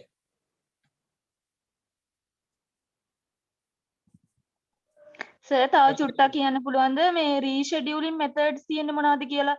ඒ කියන්නේ අර මේ මොනවද අර රීෂෙඩියුලින් මෙතඩ් එකට මට එක නම් ක්ලික් නේ අහන ප්‍රශ්නේ මොනවද කියලා. ඒ කියන්නේ අර මේ NPL ගියපු ලෝන්ස් වගේ වට මොනවා හරි දැන් අපිට කරන්න පුළුවන් අර ඒක NPL එකෙන් අයින් කරගන්න පුළුවන් විකල්ප වගේ ඒවා. එතකොට දැන් අර අපි වෙනම ලෝන් එකක් ක්‍රියේට් කරනවා. අර ඒ වගේ මෙහෙම මෙතඩ්ස් තියනවද තව ඊට වඩා ඒවා? නැහැ නෑ අපිට උතන අපි තියෙන්නේ රීෂෙඩියුල් කියලා කියන්නේ අපිට. කොතිලක් මේ කෙනෙක් රීෂෙඩියුල් කියලා කියන්නේ රීෂෙඩියුල් එක අදාළ වන්නේ ටයිම් ෆ්‍රේම් එකත් එක්ක. ඒ කියන්නේ අපේ ටයිම් පීරියඩ් එකට අදාළව. ඒ කියන්නේ අපි ගත්තොත් ලෝන් එක අවුරුදු 10ට ගත්ත කස්ටමර් කෙනෙක්ට මේ වෙලාවේ එයාට මේ ලෝන් එක අවුරුදු 10කට අදාළ වාරයක ඉතන උපල් 20000 කියලා. ඒ 20000 ගෙවීමේ හැකියාව නැහැ. ඒ නිසා කස්ටමර් ඉල්ලනවා මට මේක අවුරුදු 15කට දාලා දෙන්න. ඒ කියන්නේ මේක හදලා දෙන්න අවුරුදු 15කට කියලා. එහෙම නැත්නම් කියනවා ලක්ෂ 20ක් මේ රුපියල් 20000ක් නෙවෙයි මට රුපියල් 30000ක් ගෙවන්න පුළුවන්. මගේ ලෝන් එක ඉක්මනින් ගෙවන්න මේක මට අවුරුදු 5ට හදලා දෙන්න. එහෙම අපි වෙනස් කිරීමක් කරනවා නම් අපි ඕකට තමයි රීෂෙඩියුල් කියලා කියන්නේ. රීස්ට්‍රක්චර් කියන්නේ ෆයිනෑන්ෂියල් ඩිෆිකල්ටි එකක් ඇවිල්ලා, ඒ කියන්නේ එයාට කියන්නේ ටෙම්පරරි ඩිෆිකල්ටි එක. ඒ කියන්නේ කොවිඩ් වගේ ටෙම්පරරි. ඒ කියන්නේ හැමදාම මේකේ ලොන්ග් ටර්ම් තියෙන ප්‍රශ්නයක් නෙවෙයි. ෂෝට් ටර්ම් මෙයාට එනවා මේ ලෝන් එක ගෙවන්න බැරි නොහැකියාවක් කරන. එතකොට එයා ඉල්ලන්න පුළුවන් මට ඉන්ට්‍රස්ට් එක විතරක් ගෙවන්න දෙන්න. එහෙම නැත්නම් එයා ඉල්ලන්න පුළුවන් මට මේක රීස්ට්‍රක්චර් කරලා දෙන්න මේකේ පැටර්න් එක. ඒ කියන්නේ මට මේක මේ මාස 3ක් මේ වාරිකේ විතරක් මම ගෙවන්න. ඒක මේක කෙටි කාලීනව. ඒ කියන්නේ කෙටි කාලීනව වෙනස් කිරීම. ඒ කියන්නේ අලුතෙන් ලෝන් එකක් ක්‍රියේට් කරන්න වෙන්න පුළුවන්. අලුත් ලෝන් එකක්. එහෙම නැත්නම් ඒකේ කියන පැටර්න් එකක් යම්කිසි ප්‍රමාණයක් පීරියඩ් එකේ ෂෝට් ටර්ම් පීරියඩ් එක චේන්ජ් කිරීමක් කරලා දෙන්න. ඒ වගේ එකක් තමයි මේ අපි කතා කරන්නේ රීස්ට්‍රක්චර් කියලා කියන්නේ. හැබැයි ඔයා ඔය කතා කරන්නේ මම හිතන්නේ NPL ක්ලාසිෆිකේෂන් එකේ තියෙන ප්‍රශ්න වෙන්න ඕනේ කියලා මට හිතෙන්නේ කතා කරන්නේ. ඒ කියන්නේ NPL ක්ලාසිෆිකේෂන් එකට අදාළව ඒ කියන්නේ NPL එක ගියාට පස්සේ ඒක අපි කියන්නේ performing වෙන්න යම් කිසි කාලයක් යා යුතුයි. ඒ කියන්නේ කස්ටමර් හරියට ගෙවන්න ඕනේ. ඒ කියන්නේ අපි උදාහරණයක් ගත්තොත් ස්පෙෂල් මෙන්ෂන් කැටගරි තියෙන ලෝන් එක. ස්පෙෂල් මෙන්ෂන් කියලා කියන්නේ මාස 3ක් මාස 6ක් අතර තියෙන කැටගරියේ තියෙන ඇරියස් ලෝන් ටික. ඒ ලෝන් එකක් කස්ටමර් කෙනෙක් ගෙවනවා නම් ඒක වාරික සම්පූර්ණ වාරික ගෙවපු ගමන් එතන මාරු වෙන්න බෑ. සෝරි මේ කියන්නේ වාරික ගෙවනවා කියන එක නේ මේක රීෂෙඩියුල් කරොත් එහෙම ඇරියස් තියෙන ලෝන් එක රීෂෙඩියුල් කරොත් එහෙම අනිවාර්යයෙන්ම මාස 3ක් කස්ටමර් හරියට ගෙවන්න ඕනේ. මේක performing එකට මාරු වෙන්න පුළුවන්. substandard සහ doubtful වුණත් මාස 6කින් පස්සේ තමයි මාරු වෙන්නේ. loss වුණත් මාස 12ක් හරියට ගෙවුවට පස්සේ තමයි මාරු වෙන්නේ. මම හිතන්නේ ඒකයි වාහනයේ ප්‍රශ්නික රීෂෙඩියුල් එක කතා කරන්නේ නැත්තේ කියලා ඕක තමයි මම හිතන්නේ. ඒ කියන්නේ ක්ලාසිෆිකේෂන් එක අදාළ රීෂෙඩියුල් එක. වෙන ප්‍රශ්න තියෙවිද ඔයාලට?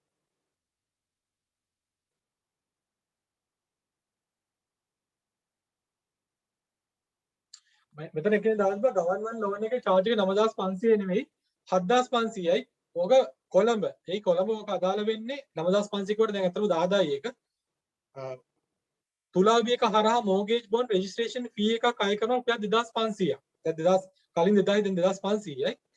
ඒක ඒ සර්විස් එක ගන්නවා නම් ඒතන සර්විස් එක කියන්නේ අපි ගත්තොත් දකුණේ ගත්තොත් එimhe අපි ඉන්න ලෝයර් කෙනෙක් හිටියට ඒ ලෝයර් කස්ටමර් ලව්ව තමයි ඔය ගිහින් රෙජිස්ට්‍රේෂන් පාර්ට් එක කරන්නේ. එහෙම නැත්නම් ලෝයර් ගිහින් රෙජිස්ට්‍රේෂන් පාර්ට් එක කරන්නේ. කොළඹ ගත්තොත් එimhe ඔය ඩීඩ් එක mortgage bond අතර රෙජිස්ට්‍රේෂන් පාර්ට් එක කරන්නේ තුලාවි කියලා ප්‍රයිවට් කම්පැනි එක. ඒ ප්‍රයිවට් කම්පැනියට 2500ක් එක බොන්ඩ් එකක් වෙනුවෙන් ගෙවන්න ඕනේ. ඒ බොන්ඩ් එක වෙනුවෙන් ගෙවන ගාන අනිවාර්යයෙන්ම කස්ටමර් ගවර්න්මන්ට් ලෝන් එකේදී ඒ ප්‍රමාණය දරන්න ඕනේ 7500ට අමතරව. එහෙම නැත්නම් එයා ඒක දරන්නේ නැත්නම් එයා චෙක් එක ගන්න නැතුව එයාට පුළුවන් එයාගේ බොන්ඩ් එක එයා අතේ අරන් ගිහින් රෙජිස්ටර් කරන්න. ඒ රෙජිස්ටර් කරලා ගෙනත් දුන්නාම තමයි අපි ලෝන් එක රිලීස් කරන්නේ. එතකොට අපිට ගන්න පුළුවන් මේ මැක්සිමම් ගවර්න්මන්ට් සර්කියුලර් එක ගන්න පුළුවන් 7500ක් විතරයි. 9500 නැත්නම් කියන්නේ 10000 කියන එක අපි දැන් ගන්නවා. ඒ ගන්නේ තුලාවි කියන ගැටලුව. හැබැයි ලංකාවේ හැමතැනම මේක අදාළ වෙන්නේ. තුලාවි සර්විස් එක දෙන්නේ ගම්පහ කොළඹ. ඔය ටික විතරයි මම හිතන්නේ කළුතරක් දෙනවා. කියන්නේ කළුතර කියන්නේ මෙහෙ දෙනවා. කොමගම දෙනවා පානතර දෙනවා සර්විස් එක. අපේ ස්ටාෆ් එකේ පර්සනල් ලෝන් එකට මේ පර්මනන්ට් වෙලා ඉන්නේ ඊය ගාණක් තියනවද නැත්නම් ඒක නෑ නේද? එහෙම මේ කියන්නේ පර්සනල් ලෝන් එකට කියන්නේ මෙයා බැඳිච්ච දවසේ ඉඳන් මෙදා වෙනකන් එහෙම පර්මනන්ට් කතාවක් තියනවද ඒකේ? ඔය කියන්නේ ලක්ෂ 30 ලෝන් එකකටද නැත්නම් කතා කරන්නේ නැත්නම් මොන වගේ ලෝන් එකකටද කතා කරන්නේ? අපේ ස්ටාෆ් පර්සනල් ලෝන් එක ගන්න පුළුවන් එක. ඒ කියන්නේ අපි ගත්තොත් එimhe ලක්ෂ 30ක් දෙනවා පර්සනල් ලෝන් එක. ඒ කියන්නේ අපි සාමාන්‍යයෙන් ඔය vehicle loan එක වෙනුවට ලක්ෂ 30ක ලෝන් එකක් ගෙනව 107 ගානේ ලෝන් එක. ඒකදී නම් කියලා තියෙනවා අවුරුදු 7ක් මේ අවුරුදු 5ක් මේ පර්මනන්ට් ඉන්න ඕනේ කියන එක. නැත්නම් යන්න බෑ. තව එකක් තිබ්බ නේද සර් මේ අර කොන්ත්‍රාත් පදනම මත එහෙම බැඳිච්ච අයටත් ගන්න පුළුවන් කියලා. ඔය කියන්නේ ඒ චක්ලේකේ ඔය කියන්නේ 107 කියන ස්පෙෂල් පේ මේ අපේ ස්ටාෆ් එකට දෙන ලෝන් එක සම්බන්ධයෙන් නෙවෙයි. දැන් ඔයා හිතන්න ඔයා කොන්ත්‍රාත්. එහෙම නැත්නම් ඔයා ඉන්නේ ප්‍රොබේෂන්. එහෙම කෙනෙක් ඉල්ලනවා නම් ලෝන් එකක් ඉල්ලනවා නම් අපි හිතන්න අපේ normal outside rate එකේ ලෝන් එකක් ඉල්ලනවා එයාට කිසිම ගැටලුවක් නැහැ අප්‍රූවල් එක කරන ලෝන් එක දෙන්න පුළුවන්. හැබැයි අර 107 කියන ස්පෙෂල් ස්ටාෆ් එකට දෙන ලෝන් එක ගන්නවා නම් ඒකේ ක්‍රයිටීරියා එක අනිවාර්යයෙන්ම අවුරුදු 10ක මේ කම්ප්ලීට් සර්විස් එකක් තියෙනවා. ඒ කියන්නේ ප්‍රයිවට් සර්විස් එක තියෙනවා. අර බුද්ධි ලෝන් එකක් දෙනකොට අපි දෙනවනේ මේ ෆොරින් এডুকেෂන් වලට 10 මිලියන් දක්වා. එතකොට අපි ලංකාවේ කන්නම් අපිට UGC approved තියෙන ඒකක අපිට ලංකාවේ හොයලා බලලා කරන්න පුළුවන්. අපි foreign education center එකකට යන loan එකකට අපි කොහොමද මේ foreign education center එක ගැන අපි recommendation එකක් ගන්නෙ? මෙහි ඉන්න agent කෙනෙක් ලාද අපේ බැංකුවේ මොකක් හරි procedure එකක් තියෙනවද customer කෙනෙක්? අපිට ඔය agent මේ බලන්නේ අපි ඇත්තටම අපි බලන්නේ අපි සාමාන්‍යයෙන් foreign education එකට අදාළව මේ ඉන්න agent එක අපි කියන්නේ agent හිටියට අපි බොහෝ වෙලාවට කරන්නේ foreign මේ education institute එක තමයි අපි ගනුදෙනු කරන්නේ. ඒ කියන්නේ අපි payment සම්පූර්ණ වන්නේ education මේ center එකට. ඒ කියන්නේ දැන් හිතන්නේ ඕස්ට්‍රේලියාවේ තියෙන මොකක් හරි campus එකක ගන්නකො. ඒ campus එක තමයි payment කරන්නේ. හැබැයි ඒ campus එක වෙනුවෙන් ලංකාවේ ඉන්න පුළුවන් එන්ජින් 10 දෙනෙක් ඉන්න පුළුවන්. ඒ කියන්නේ මේ කට්ටිය තමයි හොය යවන්නේ. මෙයාලට commission එකක් දෙනවා. අපි මේ commission එක සම්බන්ධ කිසිම loan එකක් අපි ලබා දෙන්නේ නැහැ. අපි දෙන්නේ එයාගේ course period එකෙන් 75යි දෙන්නේ. ඒ 75ත් customer ගේ අතරක් දෙන්නේ නැහැ. අපි direct payment එකක් කරන්නේ අදාළ campus එකේ account එක. ඒක නිසා මේක අපිට මේ ඉන්න agent අපිට වැදගත් වෙන්නේ නැහැ. හැබැයි ඒ campus එක අපේ registered ද නැද්ද? ඒ කියන්නේ අපේ UGC එක පිළිගත්තද නැද්ද කියන එක අපිට check කරන්න වෙනවා. ඒ check කරන්නදී options දෙකක් වෙනවා. එකක් UGC එකේ ගිහින් අපිට site එකෙන් බලන්න පුළුවන්. එහෙම නැත්නම් බොහෝ වෙලාවට කරන්නේ UGC එකෙන් ගිහින් ගේන්න කියලා කියනවා මේ company මේක පිළිගන්නවද නැද්ද කියලා. ඕක ඔයා ඒ කියන agent අනිවාර්යයෙන්ම අපේ නෙවෙයි සම්පත් බැංක් ගියත් HNB ගියත් ඔය registration part එකට අදාළ document එක යාලා ගන්නවා. ඒ නිසා ඒ document එක අනිවාර්යයෙන්ම agent නම තියලා එන්නත් agent අදාළ මේ ආයතනෙන් අරන් දෙනවා. ඒ UGC එක රුපියල් 200ක් මගේ payment එකක් තිබ්බේ කරන්න ඒ දවස්වල. ඒ payment එක තමයි ගන්න පුළුවන් document. in writing දෙනවා යාලා. ඒක මේක පිළිගන්නවද නැද්ද? සර් ඇටර්නි ඉන්න වෙලාවක අපිට දැන් කවුරු හරි පිටරට ඉන්න වෙලාවක ඇටර්නි හරහා කරද්දී චෙක් එකක් ඇටර්නි නම් ඉෂුව කරන්න පුළුවන්ද? common law එක. ඒ කියන්නේ මට මේක ඇත්තටම තියෙන 2008 වගේ ප්‍රශ්නයක් මම මොන දුන්න ප්‍රශ්නයක් ඉන්න. ඒ කියන්නේ අතෙන්දි කිසිම වෙලාවක ඇටර්නිගේ නමින් චෙක් එකක් නිකුත් කරන්න බෑ. අපි අනිවාර්යයෙන්ම දෙන්නේ ඒ ලෑන්ඩ් එකේ ඕනර්. ඒ කියන්නේ අපේ ලෑන්ඩ් එක ඕනර් වෙන්න පුළුවන් නේ කන්ස්ට්‍රක්ෂන් වුණොත් අදාළ පුද්ගලයා පර්චේසින් වුණොත් විකුණන පුද්ගලයා. ඒ අදාළ පුද්ගලයාගේ නමින් විතරයි චෙක් එක ලියන්නේ. ඇටර්නි නමින් ලියන්න බෑ. ඒක common law. දැන් අපි foreign loan එකක් කරනකොට අපි ඇටර්නි එකකින් නේ කරන්නේ අනිවාර්යයෙන්ම ඒ loan එක ඉල්ලනගෙන අපිට රට ඉන්න ඕනේ. එතකොට බැරි වෙලාවත් එයා වැකේෂන් එකකට වගේ ලංකාවට ඇවිල්ලා හිටියොත් අපි loan එක issue කරනකොට ඇටර්නිත් ඉන්නේ ලංකාවේ loan applicant උත් ඉන්නේ ලංකාවේ. අපිට ඒ වගේ වෙලාවක මොනවද ගන්න පුළුවන් procedure loan එක අපිට නිදහස් කරන්න පුළුවන්ද? සාමාන්‍යයෙන් අපිට foreign customer කෙනෙක් ඉන්නවා. foreign customers ලා ඉන්න පුළුවන් weekly basis ලංකාවට එන කට්ටියකුත් ඉන්නවා. හරි. එහෙම නැත්නම් මාස දෙකකට තුනකට සැරයක් ලංකාවට එන සෙට් එකකුත් ඉන්නවා. අවුරුද්දකට සැරයක් ලංකාවට එන කට්ටියකුත් ඉන්නවා. ලංකාවට customer කෙනෙක් එනවනේ. එහෙම නැත්නම් මේ loan එක target කරම ලංකාවට එවිලා යන කට්ටියකුත් ඉන්නවා. එතකොට power of attorney එකක් තිබ්බත් නැත්නම් අපිට loan එකක් ලබා දීමේ හැකියාව තියෙනවා. අපි personal loan එකක් ගත්තොත් එහෙම එයා වැකේෂන් එකට එන වෙලාවේ එයාට loan එකක් අරගෙන එයා යන්න පුළුවන්. කිසිම ගැටලුවක් නැහැ අපිට loan එක දෙන්න පුළුවන් power of attorney නැතුව. හැබැයි අපිට power of attorney කෙනෙක් අවශ්‍ය වෙන්නේ අපි හිතන්නේ construction යන්නේ කියලා. ඒක construction යද්දී අපි දෙන්නේ checks දෙන අවස්ථා තුනකින්. එහෙම නැත්නම් මේ බුද්ධි loan එක ගත්තොත් එහෙම ලංකාවට ඉන්න විදියක් නැහැනේ. හැමදාම මේ check එකක් ගන්න. ඒ නිසා තමයි power of attorney එකක් ලංකාවට දෙන්න කියලා කියන්නේ. එහෙම නැතුව power of attorney කියන අනිවාර්ය නැහැ. ඒ කියන්නේ එයාට එන්න පුළුවන් නම් අපි check එක නිදාස් කරන වෙලාවට අදාළව ඇවිල්ලා මේ check එක collect කරන්න හැකියාව තියෙනවා නම් කිසිම ගැටලුවක් නැහැ. power of attorney නැතුව අපිට loan එක ගන්න හැකියාව තියෙනවා. NPL loan එක නැත්ස ඔව් අහන්න කියන දැන් NPL loan වල අපි ලක්ෂ 5ට අඩු ඒවා සමත මණ්ඩලේ දානවනේ. ඔව්. රට බලය පාවිච්චි කරන් ලක්ෂ 50ට වැඩි ඒවනේ. ඒතර 50ට අඩු එක සම්බන්ධයෙන් පොඩ්ඩක් කියන්න පුළුවන්ද? පොතෙන්දී ඔය කියන මම කියපු දේවල් මේකට නෝට් කරේ නැහැ කියලා මම හිතනවා. හේතුව අපි recovery ගැන කතා කරද්දී steps 6ක් ගැන මම කතා කරා.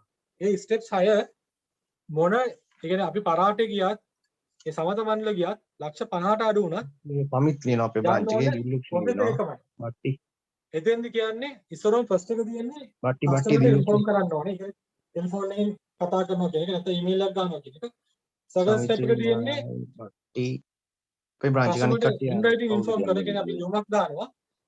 තර්ඩ් එක තියෙන්නේ ෆස්ට් රිමයින්ඩ් එක, ෆෝර්ත් එක සෙකන්ඩ් රිමයින්ඩ්, පස්වෙනි එක කස්ටමර් විසිට් කරන එක, විසිට් කිරීම, හයවෙනි එක රෙඩ් නෝටිස් එක. ඔය කියන කරුණු 6 ලක්ෂ 50 ගියත් 5 ගියත් 50ට වැඩි වුණත් ඔය කියන සියලුම දේවල්ට අදාළ ප්‍රොසෙස් එක එකමයි. මේ සමත මණ්ඩලයට යන්නේ මම යන්නේ සමත මණ්ඩලය ඇහුවේ සමත මණ්ඩලයට යන්නේ ඔය කියන කරුණු 6 කරලා ඉවරනාට පස්සේ මෙයා ඒ පේමන්ට් එක කරන්නේ නැත්නම් අපි සමත මණ්ඩලයට යනවා. ඔය ඉල්ල සමත මණ්ඩලයේ ලක්ෂ 50 කේස් එක සෝරි. ලක්ෂ 50ට අඩු කියන එක ඉල්ලුවා කතා කරේ. අර රතු නිවේදනයෙන් පස්සේ අනිවාර්යයෙන්ම letter of demand එක එන්තර වාසිය යවලා ලීගල් ඇක්ෂන් එකට යන්න තමයි තියෙන්නේ ලක්ෂ 50ට අඩු.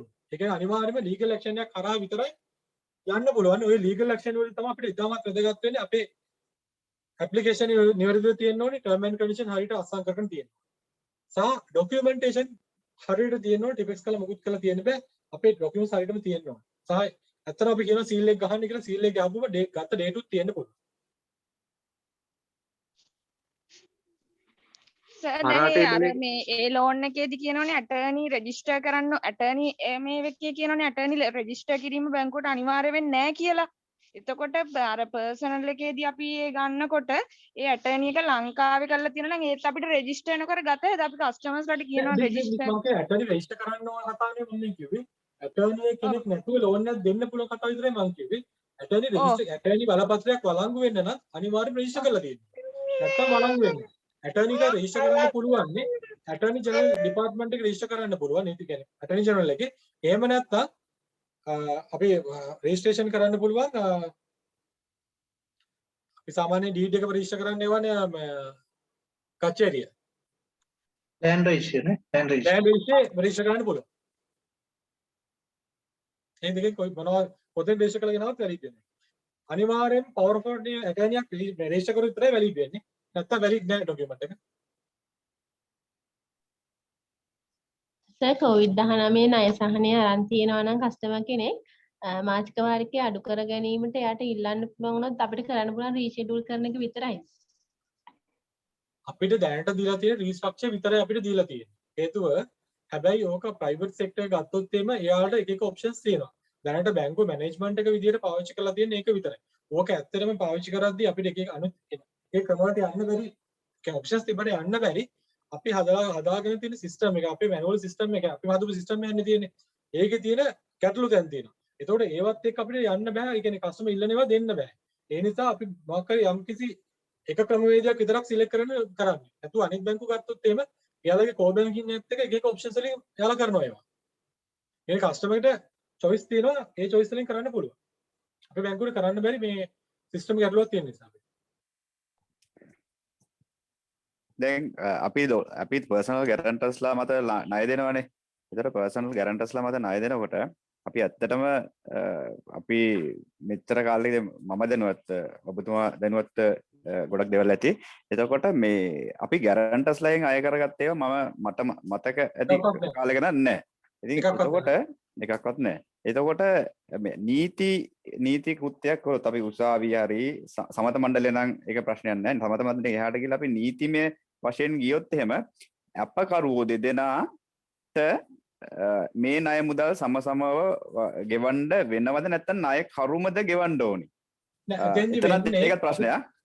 ඒකත් ප්‍රශ්නයක්. තව ඒ වෙලාවේ අතරතුර අපි DT එකක් දාලා නැති කොහොමද අපි පරණ ලෝන් තියෙනවා DT දාපු නැති ණයකරු මිය ගිහිල්ලා තිබුණොත් අපකරුවන්ට ඒ වගකීම හැමම යනවද NPL තියෙන ලෝන් එක? උතන වෙන්නේ සාමාන්‍ය අපකරුවෙකින් වාරික අය කිරීමක් කරන්න නම් අනිවාර්යයෙන්ම අපි නීති දෙයට ගිහින් අපකරුව මේක ලෝන් එක වාරික ගෙවිය යුතුයි කියලා ඕඩර් එකක් ගන්න ඕනේ. ඒ ඕඩර් එක ගත්තේ නැත්නම් අපකරුවෙන් කපන්නවත් බ්ලොක් කිරීමකට නෛතික බලයක් බැංකුවට නැහැ. එතෙන්දී අපි සාමාන්‍යයෙන් කරන්නේ මේක සමත මණ්ඩලයේ ලක්ෂ 50 සමත මණ්ඩලයේ එමෙත උසාවි ගියා කියලා කියන්නේ උසාවියට ගියපුවාම කස්ටමර් තමයි ඉස්සරහට නඩු දාන්නේ අපේ ඇප්ලිකන්ට්. අපේ ඇප්ලිකන්ට් එකත් එක්ක අගෞතර කරු විදිහට මේ නඩු දානවා ගැරන්ටර්ස් දෙන්නාට දානවා. ඒ දෙක තියෙන්නේ ඉන්න. ෆස්ට් එක දෙන්නේ මේ කස්ටමර්ට ගෙවන්න. ඒ කස්ටමර් පොරොන්දු වුණා හිතන්නකො රුපියල් 25000 ලෝන් එක මම ගෙවනවා රුපියල් 7000 ගාන ගෙවනවා කියලා. හැබැයි සමහර නඩුව කියන්න පුළුවන් වා 7000 ගාන අවුරුදු ගාන මෙහෙම ගන්න කියලා කියන්න පුළුවන් ඔරිජිනල් දෙන්න පුළුවන්. එහෙමත් එයා කරන්න බැරුව මම මේක ගෙවන්නේ නැහැ. නැත්තම් එයා උසාවියට පෙනී සිටින්නේ නැහැ. එහෙම නැත්තම් මේ මිනිස්සයා බුන්වත්. එහෙම නැත්තම් මේ මිනිස්සයා මැරිලා. ඒ වගේ අවස්ථාවක තමයි ගැරන්ටර් කියන්නේ උසාවියෙන් ඕඩර් එක දෙන්නේ මේකට අදාළව මේ විදිහට මේකේ වාරික ගෙවන්න ඕනේ. හැබැයි එතෙන්දී අපිට බලපාන පක්ෂ අපි එකක්වත් කරලා නැහැ. ඉස්සරහදී බලපායි. හේතුව දැන් අපි සමහර ලෝන්ස් බලද්දී ක්ලිප් එක පැහැදිලිව බලපුවාම දැන් ලෝයර් තර්ක කරන්න පුළුවන්. ඒ කස්ටමර්ට අපි ලෝන්ස් දීලා තියෙනවා මෙයාගේ අය කරන්න හිතන්නවත් බැරි. කියන්නේ 10ක් විතර අස්සම් කරපු එකකට අපි ලෝන්ස් දීලා තියෙනවා. ඉස්සර එහෙම රූල් එකක් තිබෙන්නේ නැති කාලේ ඒ වගේ එක්කෙනෙකුට අපිට ඒතර ඒ කියන්නේ ඒ ලෝයෙත් ෆයිට් කරන්න පුළුවන්. මේක ඒ කියන්නේ අපි කියන්නේ මොලේ තියෙන කිසිම කෙනෙක්ම මේ වගේ එකක් කරන්න කෙනෙක් ගන්නවද කියන ප්‍රශ්නේ අහන්න පුළුවන්. හේතුව සාමාන්‍ය ඉගෙනගත්ත කෙනෙක් තමයි කියන්නේ බැංකුවට එන්න ඕනේ. බැංකුව මේ නිලධාරියා වෙන්න ඕනේ.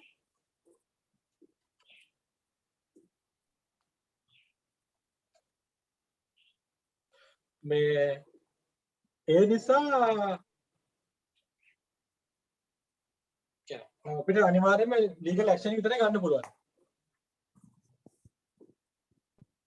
වෙන ගැටලු තිබියද? එතකොට තව ප්‍රශ්නයක් එනවා. එතකොට දැන් ඔය දැන් අපිට ඕක තියෙනවානේ මේ ඔය දාගේ දැනීමට හොඳයි. මේවල හයි කියලා බලාපොරොත්තු වෙන්න එපා. මොකද ඒ වගේ මට්ටමට එන්න විදියක් නැහැ. ඔව් නෑ එතකොට මේ දැන් ඕකේ දැන් උසාවියේදී ලෝයර් කෙනෙක් ඔබ්ජෙක්ෂන් දාන්න පුළුවන් මෙයා ක්‍රිබ් එක බලලා ඇයි මෙච්චර තියෙන කෙනෙකුට මේව කරන්න කියලා. ඒතකොට හැබැයි අපේ ප්‍රශ්නයක් කියනවා ඔබ ණය මුදලක් ලබා දීමේදී ක්‍රිබ් වාර්තාව සැලකීමේදී ගොඩක් ලෝන් අරන් හොඳට ගෙවානගෙන යන කෙනෙක් නම් ඔබට ලෝන් එකක් දීමට තියෙන අවදානම මොකද? අපි කියන්නේ හොඳට ගෙවාන යනවා නම් ගොඩක් ලෝන් වලදී යාර ගෙවීමේ හැකියාව තියෙනවා කියලා. එතකොට අපිට නෑ ඔතෙන්දි මම මෙහෙම දෙයක් උත්තර දෙන්නේ. ඒ කියන්නේ වෙබ් රිපෝට් එකක් කියන්නේ ණය දෙන එක කරුණක් විතරයි. ඔතෙන්දි අපි ඔය මේ කඩන්නේ උතන තමයි පොයින්ට් එක තියෙන්නේ. ක්‍රිබ් එකේදී ලෝන් එකක් අරගෙන ඒ කස්ටමර් හොඳට ගෙවාන යනවා නම් එයාගේ ලෝන්ස් 10ක් තිබ්බත් එයා ඕකේ. ඒත් එක්කම එයා ගැරන්ට් අස්සම් කරලා දිනන 10 දෙනෙක් අස්සම් කරලා දිනනවා කියලා කියන්නකො. ඒ 10ත් හොඳට ගෙවාන යනවා නම් එයා එකක් ආයෙත් අපි කියනවා ඔක ආගියුමන්ට් එක තියෙන්නේ සමාජයේ පිළිගත්ත පුද්ගලෙක්. ඒ නිසා තමයි මේ මිනිස්යාගේ මේ ඔක්කොම මේ ගැරන්ට් අස්සම් කරගන්නේ. සහ ඒක විශ්වාස කරලා තමයි බැංකුව අනිත් බැංකුව ලෝන්ස් දීලා තියෙන්නේ. ඔන්න ඔය කියන තරක අපිට ගේන්න පුළුවන්. කියන්නේ ක්‍රිබ් රිපෝට් එක කියන්නේ ණය මුදලක් ලබා දීමට ගන්න එක තීරණයක් පමණයි. එතන ආගියුමන්ට් එක තියෙනවා. වගේ තරකේ හරියට.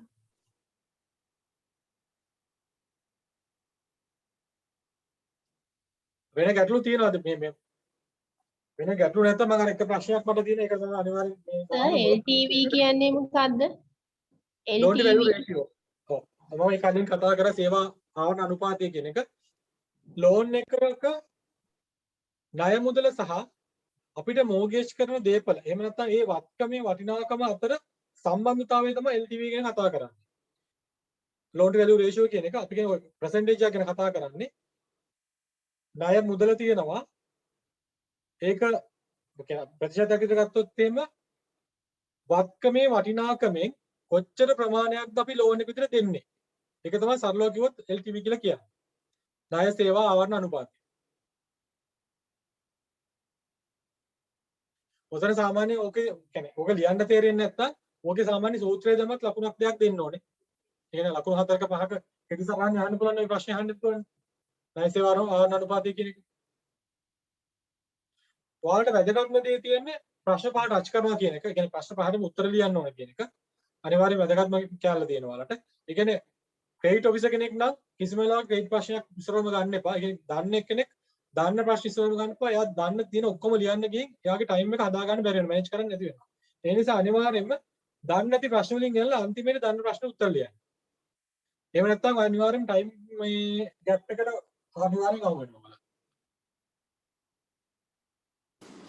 සර් ණය උපදේශනය කියන්නේ මොකද්ද? ණය උපදේශන සේවා. ඒ කියන්නේ ණය උපදේශනය කියන්නේ අපි දැන් සාමාන්‍ය ගත්තොත් එහෙම බැංකුවක ලෝන් එකක් ගන්න නම් ඒ ගන්නේ කොහොමද කියලා ඒ සම්බන්ධව උදව් කරන ආයතන තියෙනවා. ඒ ණය උපදේශන කරන ආයතන. ඒක තමයි ණය උපදේශන සේවා කියලා කතා කරන්නේ. එතෙන්දී එයාලා කරලා දෙනවා එස්ටිමේට් හදලා දෙනවා වෙන්න පුළුවන්. එහෙම නැත්නම් ප්‍රොජෙක්ට් රිපෝට්ස් හදලා දෙනවා වෙන්න පුළුවන්. එහෙම නැත්නම් ඒ අදාළ බැංකුව කොන්ටැක්ට් කරලා දෙනවා වෙන්න පුළුවන්. අන්න ඒ කරන ආයතන සහ එහෙම නැත්නම් එහෙම පුද්ගලයෙක් තමයි ණය උපදේශන සේවා කියලා කතා කරන්නේ.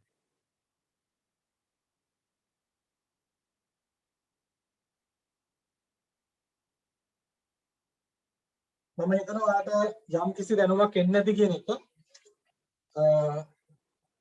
මම එනම් මෙතෙන් අද නවත්තනවා. එන 22 වෙනිදා ඔයාලා හොඳට එක්සෑම් එක 23 නේ.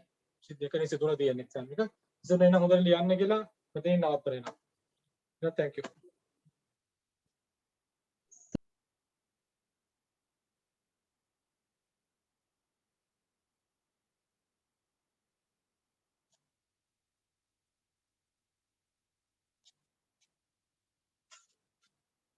එහෙනම් අපි අදට සෙෂන් නවත්තනවා. ඔයාලා හැමෝටම එක්සෑම් එක හොඳට කරගන්න කියලා අපි ප්‍රාර්ථනා කරනවා. ලංකා බැංකුව සංගමේ ජාතික බැංකු ශාඛාවේ සාධීන කණ්ඩායම විදියට අපේ ලෙක්චර්ස් කරපු අද හර්ෂ සහෝදරයාටත් නිර්පුල් සහෝදරයාටත් සංජය සහෝදරයාටත් අපි යාළගේ කාලය ඔක්කොම ඉරණු කරගෙන ආපු එකට ස්තුති වෙනවා. නම් good luck හැමෝම හොඳට විභාගෙ ලියන්න. ප්‍රශ්න තියෙනවා අපේ chat group වලට දාලා share කරන්න අපි පුළුවන් විදිහට උත්තර එවන්න. හරි. goodbye.